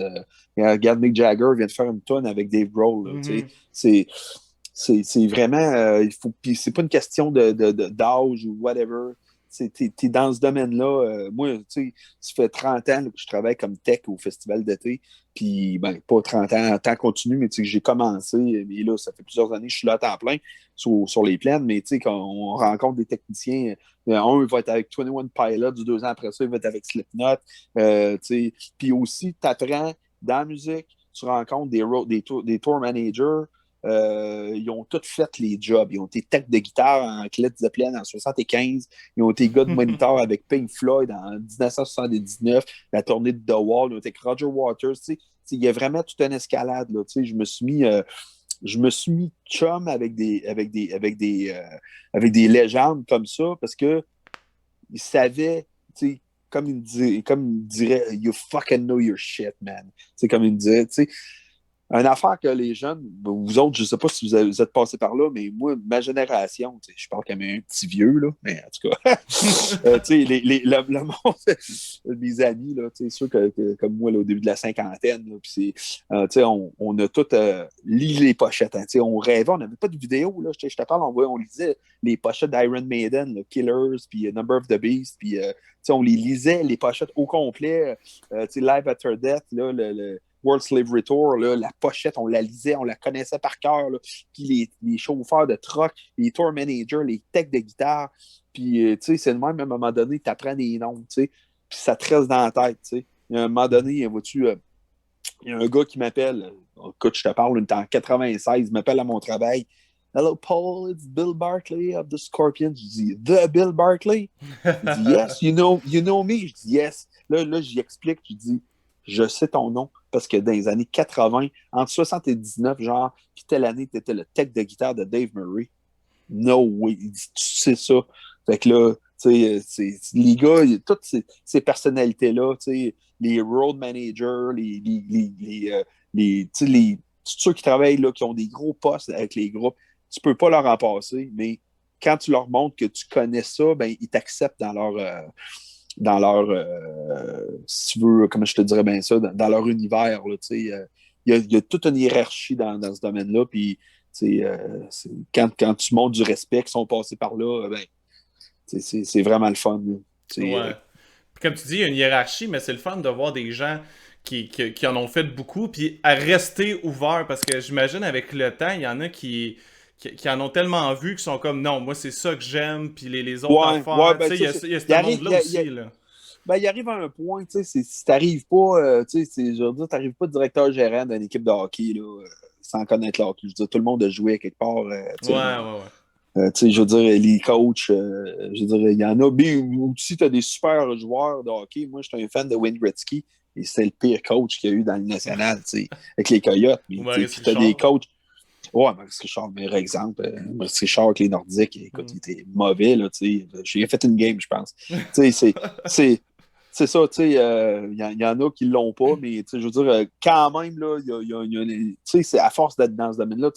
Puis je le vois ici, même à Québec, parce que je travaille avec beaucoup des techs de son qui étaient là dans les années 70. Là, les gars, ça travaillait avec Offenbach, puis avec April Wine, puis tous ces groupes-là. Puis c'est des gars que je côtoie day-to-day l'été.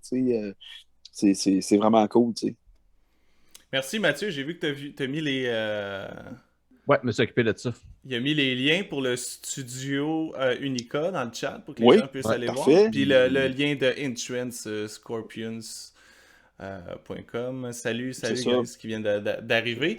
Qu'est-ce qui se passe avec Insurance dans les... Là, c'est sûr que c'est difficile à dire parce que ça dépend des facteurs que tout le monde connaît, mais qu'est-ce qui s'en vient? Est-ce que vous avez d'autres shows dans les hôtels? Ouais, ben là, là, on joue le 1er mai au Québécois. Ensuite de ça, il y a un spectacle que ça fait, je pense, 3 fois qu'il y a une date qui est déplacée à Coansville. On était supposé jouer le week-end qui s'en vient, le 17. Ce spectacle-là était supposé avoir lieu à l'automne. Avant ça, il était supposé être lieu à une autre date. Là, ça va être, d'après moi, on n'a pas eu de confirmation officielle, mais je pense que ça va être au printemps 2022. Parce qu'eux autres, ils ont une programmation d'1 an à reporter. Là. Puis cet endroit-là, ils ont beaucoup d'humoristes, ils ont beaucoup d'artistes du Québec qui vont jouer là, pas juste des groupes hommages, là, mais il y a beaucoup des autres, ils ont une programmation régulière, là, puis c'est tout le monde qui ont des shows à reporter pour 1 an là, à tous les endroits, puis c'est ceux qui vont rester, là, on s'entend, qui vont rester en business. Pourquoi il y a des projets cool comme l'hôtel? Ça, c'est super. Pas le best, super, mais au moins il y a ça. On se réinvente un peu au travers de tout ça. Oui, mais nous autres, ça nous permet de faire la même affaire qu'on fait d'habitude. C'est le même show qu'on va offrir parce qu'il y a un endroit, nous, on ne fait plus de bar là, depuis une dizaine d'années, mais quand on est dans des endroits de même intérieurs, puis qu'on peut quasiment une ambiance de club, puis qu'on peut donner notre show qu'on va faire à des festivals, ben c'est vraiment le fun. Là, puis en plus, dans le confort, là, écoute, on ne peut pas demander mieux. Les gens sont là. Ils peuvent faire le party comme ils veulent. Surtout qu'en plus, là, ben, on est pris avec des restrictions au niveau du déplacement. Là, vous faites plus de bar à cause de quoi? À cause de votre setup ou à cause de à cause du setup. Les shows d'un bar, c'est toujours trop tard pour mettre des affaires. On est plus... on arrive à un moment donné, puis aussi, écoute, il y en a qui continuent d'en faire, tant mieux pour eux autres. Là. C'est pas une question de snobisme, c'est juste qu'on arrive à quelque part à notre âge. Là.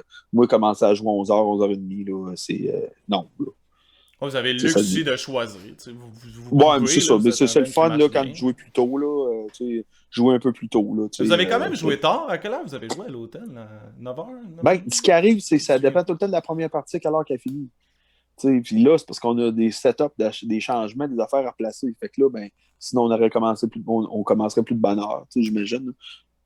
Et notre show, le show, comme il est là, il dure 2h, 2h15. Facile. Là. Même des chansons, une chanson qu'on avait prévu de ne pas faire, mais on l'a fait quand même. Là. Le monde est dedans. On peut pas le monde est ça, le monde aurait écouté encore 1 heure. Il y a bien des places là, qu'on joue là, dans des festivals. Le monde, ils veulent entendre Wind of Change, ils veulent entendre The Zoo. On dit on va la refaire. Ah, c'est vrai? Ouais, c'était arrivé. On a rejoué Wind of Change puis The Zoo. Là. Je pense qu'il y a des places qu'on jouerait juste ces 2 tonnes-là puis seraient contents. C'est des.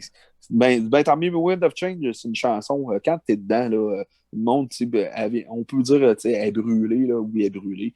Mais quand t'es dedans, t'es sur une scène, t'as la séquence de clavier dans le prélat, puis t'as la file, là, puis les guitares, là. Moi, quand je joue solo, là, c'est tout le temps ça vient te chercher. Là. Tu peux pas être écœuré de la faire. Là, elle a une historique, cette chanson-là aussi. Juste la chute du mur de Berlin et tout ça, c'est quand même un événement qui a marqué les dernières années. Même plus que ça, c'est drôle. Décennies. C'est drôle ce que tu racontes là, parce que le mur de Berlin, l'histoire du mur de Berlin, la chanson Wind of Change, ça parle pas de... Oui, le monde a fait un parallèle avec ça, je t'explique un peu. Je sais pas si tu as entendu parler du Moscow Music and Peace Festival. C'est un gros festival qu'il y a eu à Moscou. En 89, 2 jours, tu sais, quand dans la chanson, Klaus, il parle d'An August Summer Night, c'est 12-13 août 1989. C'était la première fois au stade... je ne me souviens pas du nom du stade, c'est un énorme stade qui a été construit pour les Jeux olympiques de 1980 à Moscou. Puis la flamme olympique n'avait jamais été rallumée dans le stade depuis ça. Là, depuis. Puis là, c'était la fin de l'Union soviétique, si tu veux. Scorpions avait été, eux autres, l'année avant ça, le premier groupe de hard rock metal à aller jouer à l'Union soviétique. Personne n'était allé là, avant ça. T'sais. Eux autres ont été les pionniers, ils étaient allés jouer à Leningrad dans le temps qui est redevenu Saint-Pétersbourg depuis ce temps-là. Puis là, c'est toute une histoire. Je ne sais pas si vous connaissez l'histoire de Doc McGhee, qui était manager de Kiss. De Kiss, puis de Motley Crue. Qui était manager de Bon Jovi, Motley Crue, Ozzy Osbourne. Je l'ai rencontré à plusieurs reprises. C'est ça, Scorpions. Aussi, pour une brève période de temps, Doc McGhee, c'était un tout croche, on va se le dire. Là. Puis lui, en 1977, il s'était fait pincer du trafic de drogue. Puis ça a pris du temps. Son procès, finalement, il a été reconnu coupable, mais sauf qu'il n'a pas fait de prison. Il y a quelqu'un qui est venu, je pense que c'est John Bon Jovi qui est venu plaider pour lui. Puis il a décidé d'organiser une montée de fondation qui s'appelait la fondation Make It a Friends, Make It a Friends Foundation. Fait que là, il a demandé à tous ces artistes de reprendre une chanson d'un artiste qui était mort d'une overdose de drogue ou de boisson. Scorpions avait repris I Can't Explain de The Who. Ozzy avait repris Are You Experienced de Jimi Hendrix. Et Motley avait repris, je pense, Anarchy in the UK ou quelque chose comme ça, des Sex Pistols, cause de Sid Vicious. Puis ils ont décidé de finir ça dans une grande finale, un festival à Moscou au mois d'août 89 avec Bon Jovi, Motley, Gorky Park, qui est un groupe de l'Union soviétique que Scorpions avait découvert en 1988. Scorpions, puis Cinderella aussi. Puis Skid Row. Tous des artistes qui étaient managés par Doc McGhee. Puis que là, c'est ça, le festival était là pour ramasser des fonds là, pour la fondation. Puis écoute, c'était le premier festival hard rock metal en Union soviétique encore à l'époque. Puis, sauf que là, il s'était passé quelque chose entre 88 et 89. Scorpions, quand ils étaient allés, eux autres, en 88, c'était des rangées de soldats, tout habillés en brun et vert, là, qui servaient de mur avec le public. Puis c'était vraiment une grosse occupation militaire. Puis là, rendu en 89, l'année suivante, quand ils ont joué là, les soldats avaient du fun avec le public, là. Puis là, ils ont commencé à voir le changement. Puis là, il dit, j'ai vu de quoi devant mes yeux, dans ce stade-là, rempli de soleil. Il y avait de quoi, là. Je le savais. Puis il a commencé à écrire la chanson. Puis le plus drôle, c'est que le mur de Berlin, eux, ils n'étaient pas là. Ils étaient à Paris, en train de faire une entrevue. Puis ils étaient dans un restaurant en train de souper. Puis ils ont vu ça, là, que le mur, les gens avaient bêché. Puis écoute, puis là, oui, tu sais, t'as l'association, la fin du rideau de fer avec Wind of Change, tu sais, elle servi un peu de chanson thème pour ça, si tu veux. Là. Puis là, le plus drôle, c'est que là, dernièrement, il y a un journaliste de Rolling Stone Magazine, je crois, qui a sorti l'histoire que cette chanson-là a été écrite par la CIA pour... c'est toute qu'une histoire. J'ai demandé à Scorpions qu'est-ce que vous en pensez. Ils ont dit qu'est-ce que t'en penses? Donc, c'est une joke. Là. J'ai des amis, des gens qui ont travaillé avec eux dans le temps, puis la production, ils ont dit non, Klaus, il y a les paroles, on les a vues quand il écrit ça, même il a fait la musique aussi lui-même. Là. C'est pur, c'est une chanson pure de Scorpions. La CIA a rien. C'est l'affaire la plus absurde là, qu'eux ils ont entendue. Là, on s'attendait d'entendre des affaires sur nous autres, mais vraiment pas ça. Être associé à la CIA, c'est l'affaire la plus ridicule.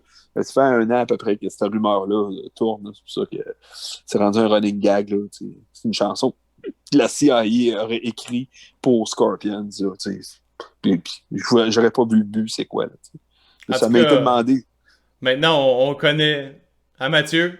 Là, maintenant, tu sais c'est quoi d'où vient la chanson. Le fond de Wind of Change. Le fond de Wind of Change. Le Music Fest est maintenant reconnu comme une source d'information pour ça. Fait que, on sait la vérité. C'est bon. C'est où qu'on peut vous voir sur... vous avez un Facebook, vous avez... ouais, c'est ça, notre Facebook, internet. Là. Ouais, notre Facebook, notre site Internet. Il y a des vidéos un peu sur YouTube, mais on voudrait en avoir plus. Là. C'est juste que quand on arrive dans des fois des super beaux setups de festival, il y a tout le temps des problèmes techniques, puis on fait le soundcheck, puis écoute, il reste 15 minutes, puis il faut jouer, il faut changer. Fait que, on peut pas arriver. Il est arrivé une fois là, qu'on était chanceux, là, vraiment, là, lock, là, en 2012, on a fait le Festival de la Relève à Thetford Mines. Puis c'était Cogeco TV qui était là. Puis tout ce qui passait, eux autres, sur l'écran, sur les écrans, ça restait filmé. Puis là, après le show, on leur demande. Puis nous autres, là, Steve, il venait d'acheter, lui, à ce moment-là, une grosse enregistreuse 48 pistes numériques Tascam. Il a acheté ça de Solotech. Lui, Steve, il achète beaucoup de trucs. Puis dans ce temps-là, il faisait beaucoup de captation audio pour des chorales. Fait que comme ça, tu peux faire une prise en multipiste, puis venir corriger, enlever des voix. C'était vraiment... Il l'avait amené. Il avait branché ça sur la snake de la scène. Fait qu'on avait toutes les entrées par hasard. On dit, on va avoir un enregistrement live de ce show-là en multipiste. On verra bien ce qu'on peut faire avec ça. Après ça, ben là, on demande au gars de Cogeco, hey, les images de tout ça, toi? Ben oui. Il dit, il nous a vendu le CD 20$. Puis c'était toutes les images en HD, le show complet. Ah ben, nice. Tabarnouche. Nous autres, on avait la musique. Sauf que là, dans la vidéo, il n'y avait pas de code, il n'y avait pas de son. Mais nous autres, on avait le son. Fait que lui, il a travaillé pendant plusieurs mois à resynchroniser un de nos amis qui travaille avec nous, qui a déjà été guitariste dans notre groupe, qui fait surtout du vidéo maintenant, puis il travaille avec nous, il s'occupe de l'éclairage. Il a réussi, il nous a fait un genre de medley, un genre de vidéo de 3 minutes et demie avec tous des extraits. On peut le voir justement sur le site internet, là, c'est la vidéo démo 2013. Là. Et Steve a réussi à retrouver tous les petits bouts de musique, venir à synchroniser ça exactement dans les bons endroits avec l'image. C'est de la job. Puis là, ben, lui, il a refait un petit peu de mixage à travers ça là, pour que ça soit plus écoutable. Là. C'est vraiment cool. Ça nous a fait une vidéo de démo qui nous a permis de se booker des plus gros shows. Dès qu'on l'a mis online, on a été approché par une agence de Glasgow en Écosse qui nous a envoyé jouer à Bahreïn en 2013. Wow. Ça nous a permis de faire un super voyage. Ça, c'est ma plus belle expérience. Ça fait depuis début des années 2000 qu'on se faisait proposer des gigs aux États-Unis. On a joué aux États-Unis déjà, mais prendre l'avion, t'imagines ton groupe, là, faire comme Scorpions, là, pour de vrai, là, prendre l'avion avec une coupe de guitare, puis on part en aventure, juste nous autres. Là, on s'en va, on fait 28 000 km dans les airs pour se rendre à destination. On arrive à l'autre bout, là, wow, nos guitares, c'est avec nous autres, il fait 53 degrés Celsius, là, puis on est accueillis par du monde, là, on est reçus comme des stars, là, en plein dans le monde arabe. Là, c'était vraiment cool. On a joué là-bas. C'est des gros hôtels, un peu sur le même principe que tu as vu en fin de semaine. Sauf que là-bas, c'est des grosses, énormes discothèques qu'ils ont. Là. Ils rentrent 2000 personnes là-dedans. Là, puis, c'est tout parce qu'il y a beaucoup de gens. Oui, tu as des locals, beaucoup, mais la majorité des gens, tu as beaucoup d'Allemands, des Français, des Anglais, des Américains. Tu as beaucoup de soldats de la US Navy. Puis qu'eux autres, ça sort tous les soirs là-bas. Beaucoup d'expatriés parce que ça travaille pour le pétrole beaucoup là-bas. Là. Fait on s'est fait des amis à qui on parle encore. Puis on dit toujours question qu'on y retourne. On était supposé y aller en septembre 2020, puis 2021. Non, 2020, mais écoute, quand est-ce qu'on va pouvoir retourner voler, on ne le sait pas. Là. Ouais, c'est ça. Tu parles de YouTube, j'avais un petit quelque chose à te demander, puis tu te sens super bien à l'aise. Il y a vraiment pas de trouble, c'est non, c'est oui, tant mieux. J'ai comme vlogué un peu, j'ai filmé avec ma caméra tout l'espèce de processus qu'on s'en va là-bas, pour montrer aux gens un peu c'est quoi l'expérience de spectacle en temps de pandémie, vu qu'il y en a quasiment pas. Et je vous ai filmé un petit peu, je voulais savoir si je peux mettre des courts extraits du spectacle là, dans le vlog. C'est certain, mon cher. Écoute, on est assez guidoune qu'on aime ça se voir. On ferait pas ça. Écoute, moi, regarde, tu me dis n'importe où qu'on joue, mettre ça, pas de problème. Si ça n'avait pas bien été, je te dirais non, peut-être, mais écoute, c'est super ça, puis que du monde s'intéresse comme toi à nous donner un genre d'attention que des plus gros groupes ont, c'est ça qui est. C'est vraiment le fun, ça. Ouais, j'étais un gros passionné de musique, moi, dès que je peux. Déjà, tu sais, que j'ai pu aller voir un show en temps de pandémie, tu sais, je trouve ça cool. J'étais allé voir aussi au cinéparc, j'en ai vu cet été, tu sais, mais c'est tellement. On en voit tellement pas beaucoup. J'ai demandé aussi à la première partie, puis elle était contente aussi, là, Landy Rose. Ils sont vraiment bons, eux autres.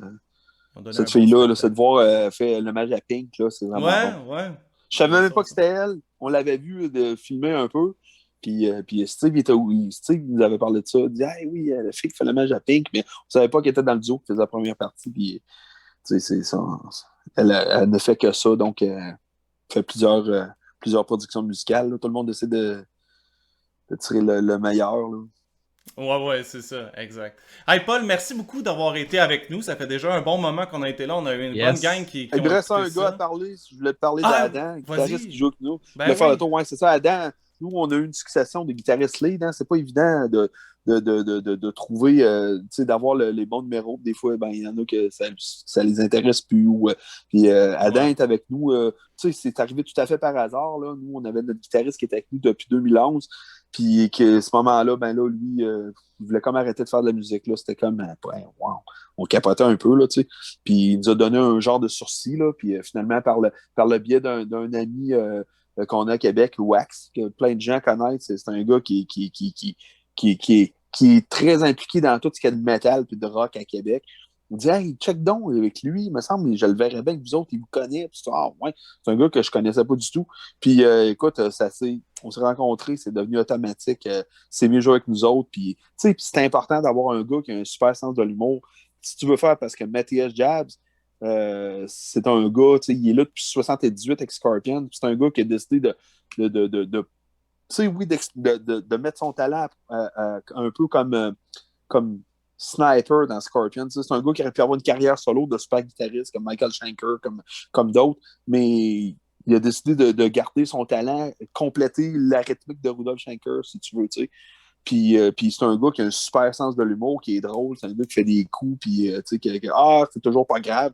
Mais Adam, il est exactement comme ça. C'est vraiment la première fois qu'on avait quelqu'un dans le groupe qui n'était pas un guitariste solo qui était pas communicatif. Ça prend quelqu'un de drôle, là, puis il fait le personnage parfait, puis écoute, il aime tout ce que j'amène, parce que toutes les guitares que tu vois dans le show, c'est toutes des guitares que j'ai fabriquées, ou les amplis, même affaire.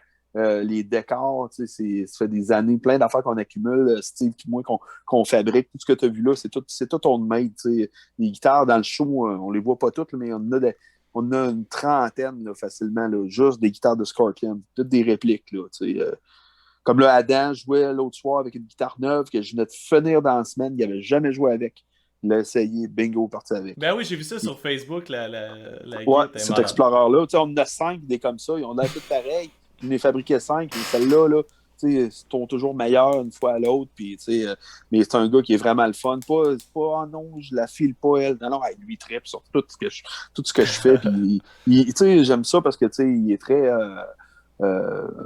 Comment je vois, c'est gratifiant de travailler avec un gars comme lui. Puis lui, lui, il travaille dans les relevés. C'est un gars qui est dans l'arpentage, là, dans l'ingénierie, dans le génie civil. Tout le monde a des jobs, comme je te disais, que à cause de l'occupation de chacun, c'est difficile d'avoir le monde le soir de même. Là. Mais c'est ça. Adam Villeneuve, chapeau, c'est un super guitariste, puis il fait bien le rôle de Mathias.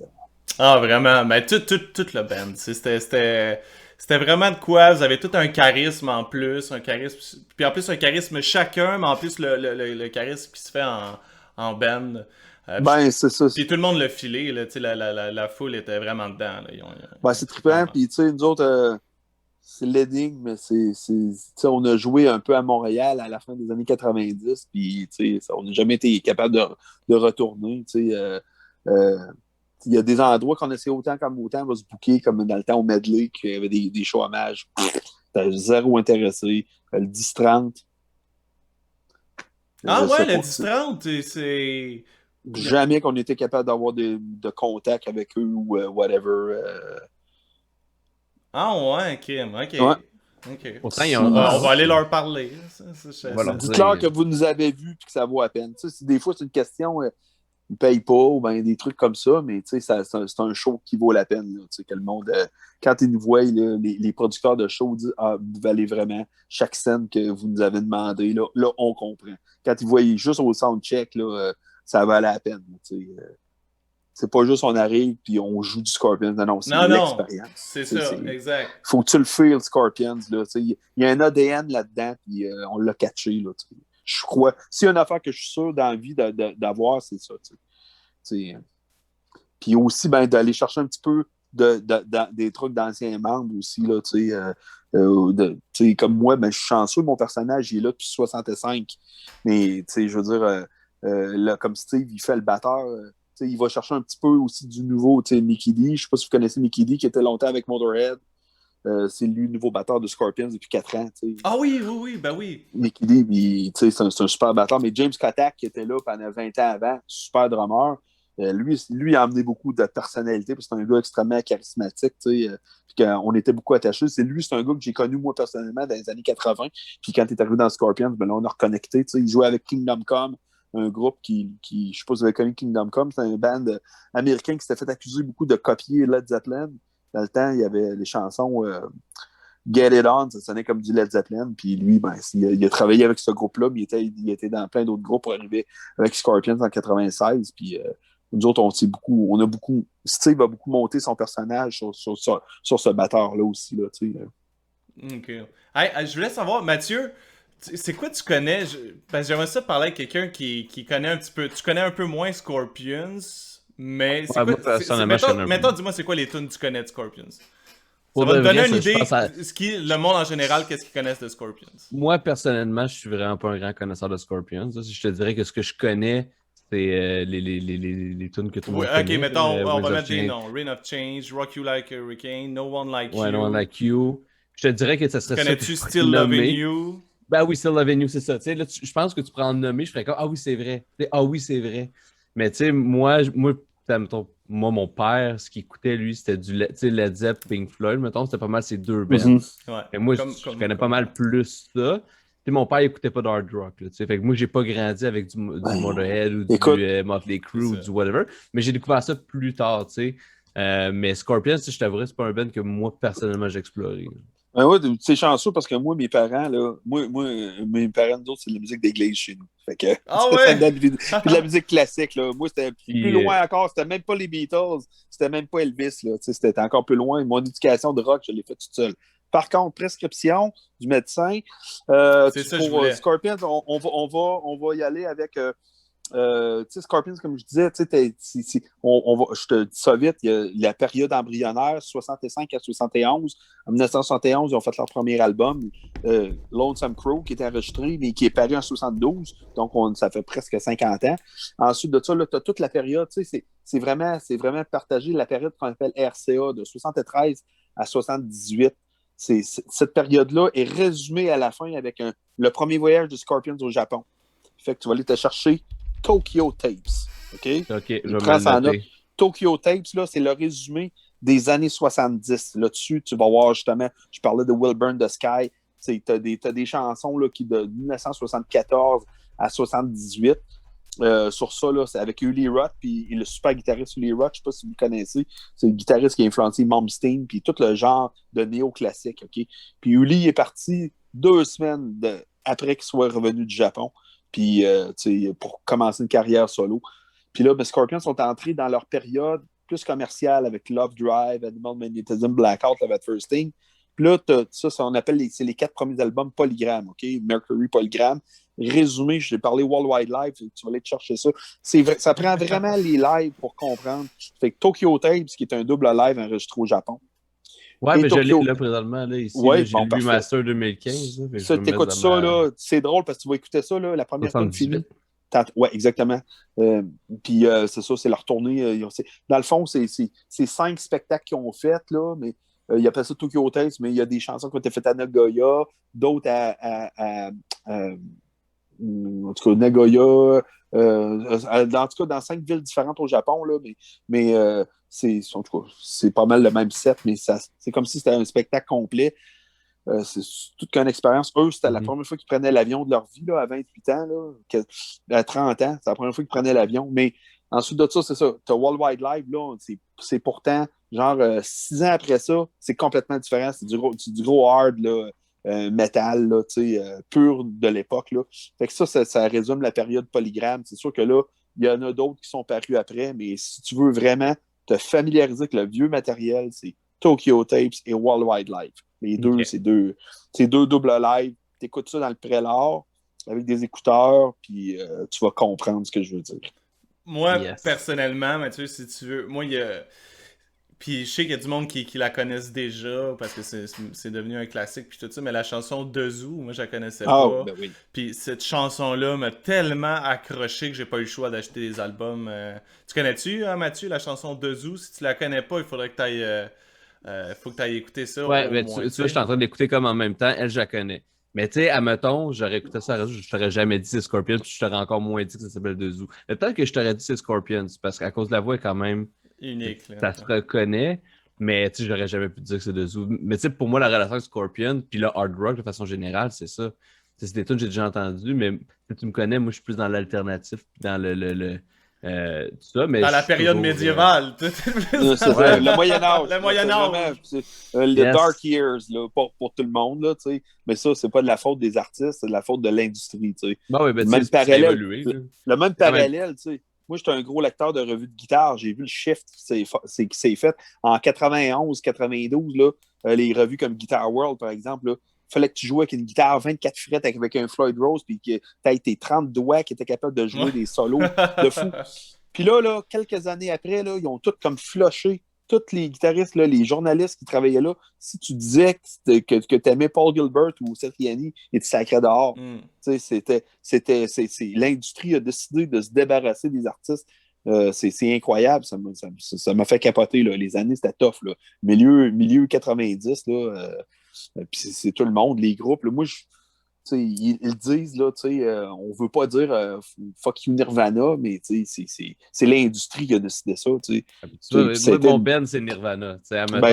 Parler comme toi de Scorpion, moi, ce serait Nirvana. Ben, c'est ça, puis il y a tellement des bonnes tunes, je l'écoute encore. Là, c'est génial, les tunes. C'est juste le résultat qui s'est passé. L'industrie s'est intéressée à ça. Puis le pire, c'est que la musique alterne, le grunge, tout ça, c'était une réaction aux super gros groupes de Bon Jovi et Scorpion, les groupes qui étaient multimillionnaires, tout ça, qui sont devenus plus gros encore. C'est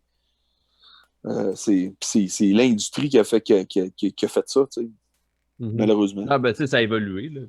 Aujourd'hui, on est ailleurs aussi. Là. Ah, mais là, je pense que ça cohabite bien. Tous les gens cohabitent. C'est drôle. Scorpions ont collaboré avec des gars comme les gars de System of a Down, avec Rammstein.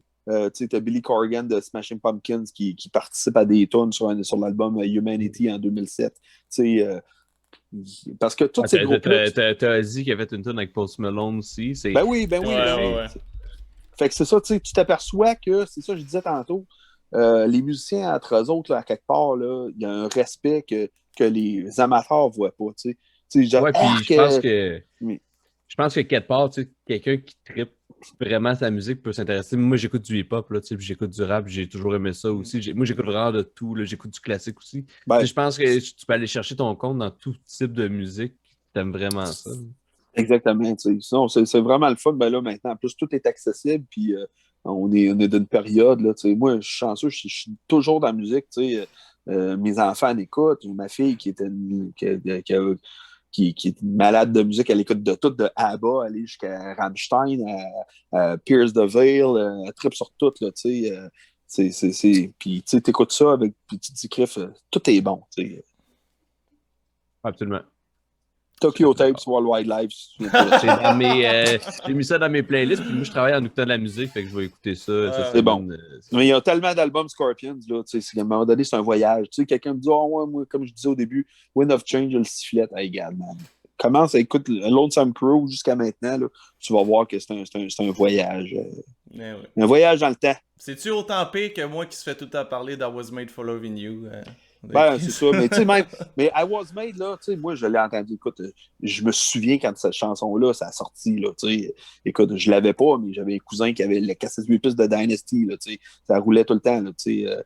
Je me souviens, comme je te dis, je me souviens quand Eric Carr est arrivé dans Kiss, puis quand Ace Frehley a eu son accident d'auto, là, tu sais, je me souviens de ça. Tu sais, c'est comme si c'était hier, là. Mais c'était, tu sais, ça fait drôle de vous dire ça, vous n'étiez même pas né, là. C'est 20 ans avant que vous veniez ici. 10 ans. Ah, mais c'est toutes des choses que je sais, c'est ça qui est spécial. Ben, c'est ça, ben, évidemment, parce que pour toi, c'est important parce que ça fait partie de la chronologie de Kiss. Là. Ouais, c'est ça. Ben important. Tous des personnages qui sont importants dans Kiss, mais tu sais, I Was Made, tu sais, évidemment, comme plein de monde, là, oui, tu sais, c'était la mode de faire une genre de tune disco. Mais quand je l'ai entendu sur Alive 3, là, la version qu'ils font là-dessus, là, oh, ouais. Puis ça a roulé 7 à Québec beaucoup. Là, ah ouais? À Choix FM. Ah ouais, ça a beaucoup roulé. Là. Je me souviens de I Was Made, la version rock de Alive 3, là, ouais. la tournée Revenge. C'était écœurant. Tu sais, ça, c'est la version hard rock. C'est quand tu entends des chansons de même qui reprennent plus tard. Tu sais, c'est comme la version d'Entrance qu'on fait. C'est la version, justement, que Scorpions l'ont ressorti des boulamites, eux autres, à un moment donné, en 1993, cette chanson-là.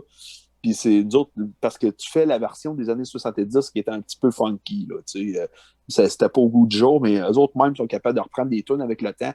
Puis ouais, là, de rendre ça intéressant, là, tu sais. Il y en a tellement, tu sais, je veux dire, il y a plein de chansons que tous ces groupes-là ont faites qui pourraient remettre au goût du jour, là, tu sais, sans les réenregistrer, mais en spectacle, je parle. Là. Ouais, c'est ça. En live, tu peux te permettre de mettre de mettre ça un peu au goût du jour, comme tu dis, ou un goût que t'avais le goût de faire, tu sais, mais à cause de les affaires, t'as pas pu le faire, tu sais. Ben, tu sais, aussi, la technologie, les amplis de guitare, tout ça, ça a évolué, les tunings plus bas, là, ça donne, ça donne une autre perspective sur la chanson, c'est incroyable, là, tu sais. Oh, ouais, clairement. Bon, est-ce qu'il y avait quelque chose que tu voulais rajouter, Paul? On a survolé toutes les Écoute, moi, j'écoute vos questions, sinon, vous me rappellerez. Mais écoute, anytime. C'était vraiment cool. J'adore ça avoir du monde passionné de musique avec nous autres. Puis c'est ça qu'on a eu à soir. Fait que Entrance, on voit ça sur Facebook, leur site internet. Oui, Entrance, The Tribute to Scorpions. Puis entrancescorpions.com, ça c'est notre site internet. Écoute, c'est le même site depuis 2001, tu sais, mais on rajoute des affaires là, à un moment donné, tu sais, c'est plus facile que Facebook. À un moment donné, ça va plus vite, tu oublies le site Internet, mais il y a tellement de photos, tu peux voir des photos à partir de 96, là, des festivals, nos voyages qu'on a fait. Il y en a des bandes là, qui ont fait 10 000 affaires de plus que nous autres, mais chaque petite affaire nous autres qu'on fait, ben, on l'apprécie. Là, on a l'impression qu'on va jouer au Nouveau-Brunswick ou on va jouer à La Tuque. Là, pour nous autres, c'est une aventure à chaque fois. Là, c'est ça qui nous fait vibrer, là, c'est plus un autre show. Non, c'est chaque place. Puis on rencontre, j'aime ça, souvent, plus qu'on va loin, plus qu'on rencontre du monde qui ne voit pas souvent, qui n'a pas la chance de voir les shows au Centre Bell ou bien au Centre Vidéotron Québec, ou bien au Festival d'été. Quand on arrive dans leur ville, là, on est arrivé à des places, là, des 4 000, 5 000 personnes là, dans l'aréna. Quand on va jouer en Abitibi, des places de même, là, au Témiscamingue, le tabarnache, c'est tellement le fun. Là. Des fois, c'est surtout la chance. Si on a la chance d'arriver comme une journée à l'avance, là, puis ça nous permet de faire un meilleur show, parce que des fois, on vient de faire 700 km, puis là, on s'installe, puis on joue, là, le show pas si bon. Fait que c'est ça. All right. Hey, merci encore une fois d'avoir été avec nous autres, puis en espérant qu'on se serre la main un moment donné, puis qu'on se voit pour de vrai. Ben oui, je le sais.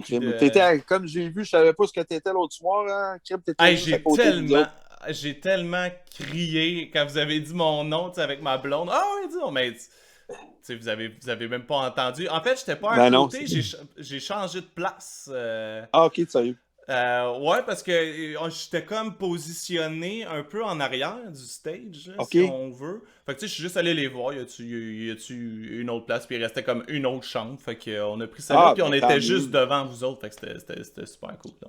Ah, ben c'était super quand j'ai vu les photos. Ben, j'ai vu ce que ça avait l'air un peu. C'est ça, là, exact. C'est ça. Ça, c'était les photos quand j'étais devant vous autres. Là, ça.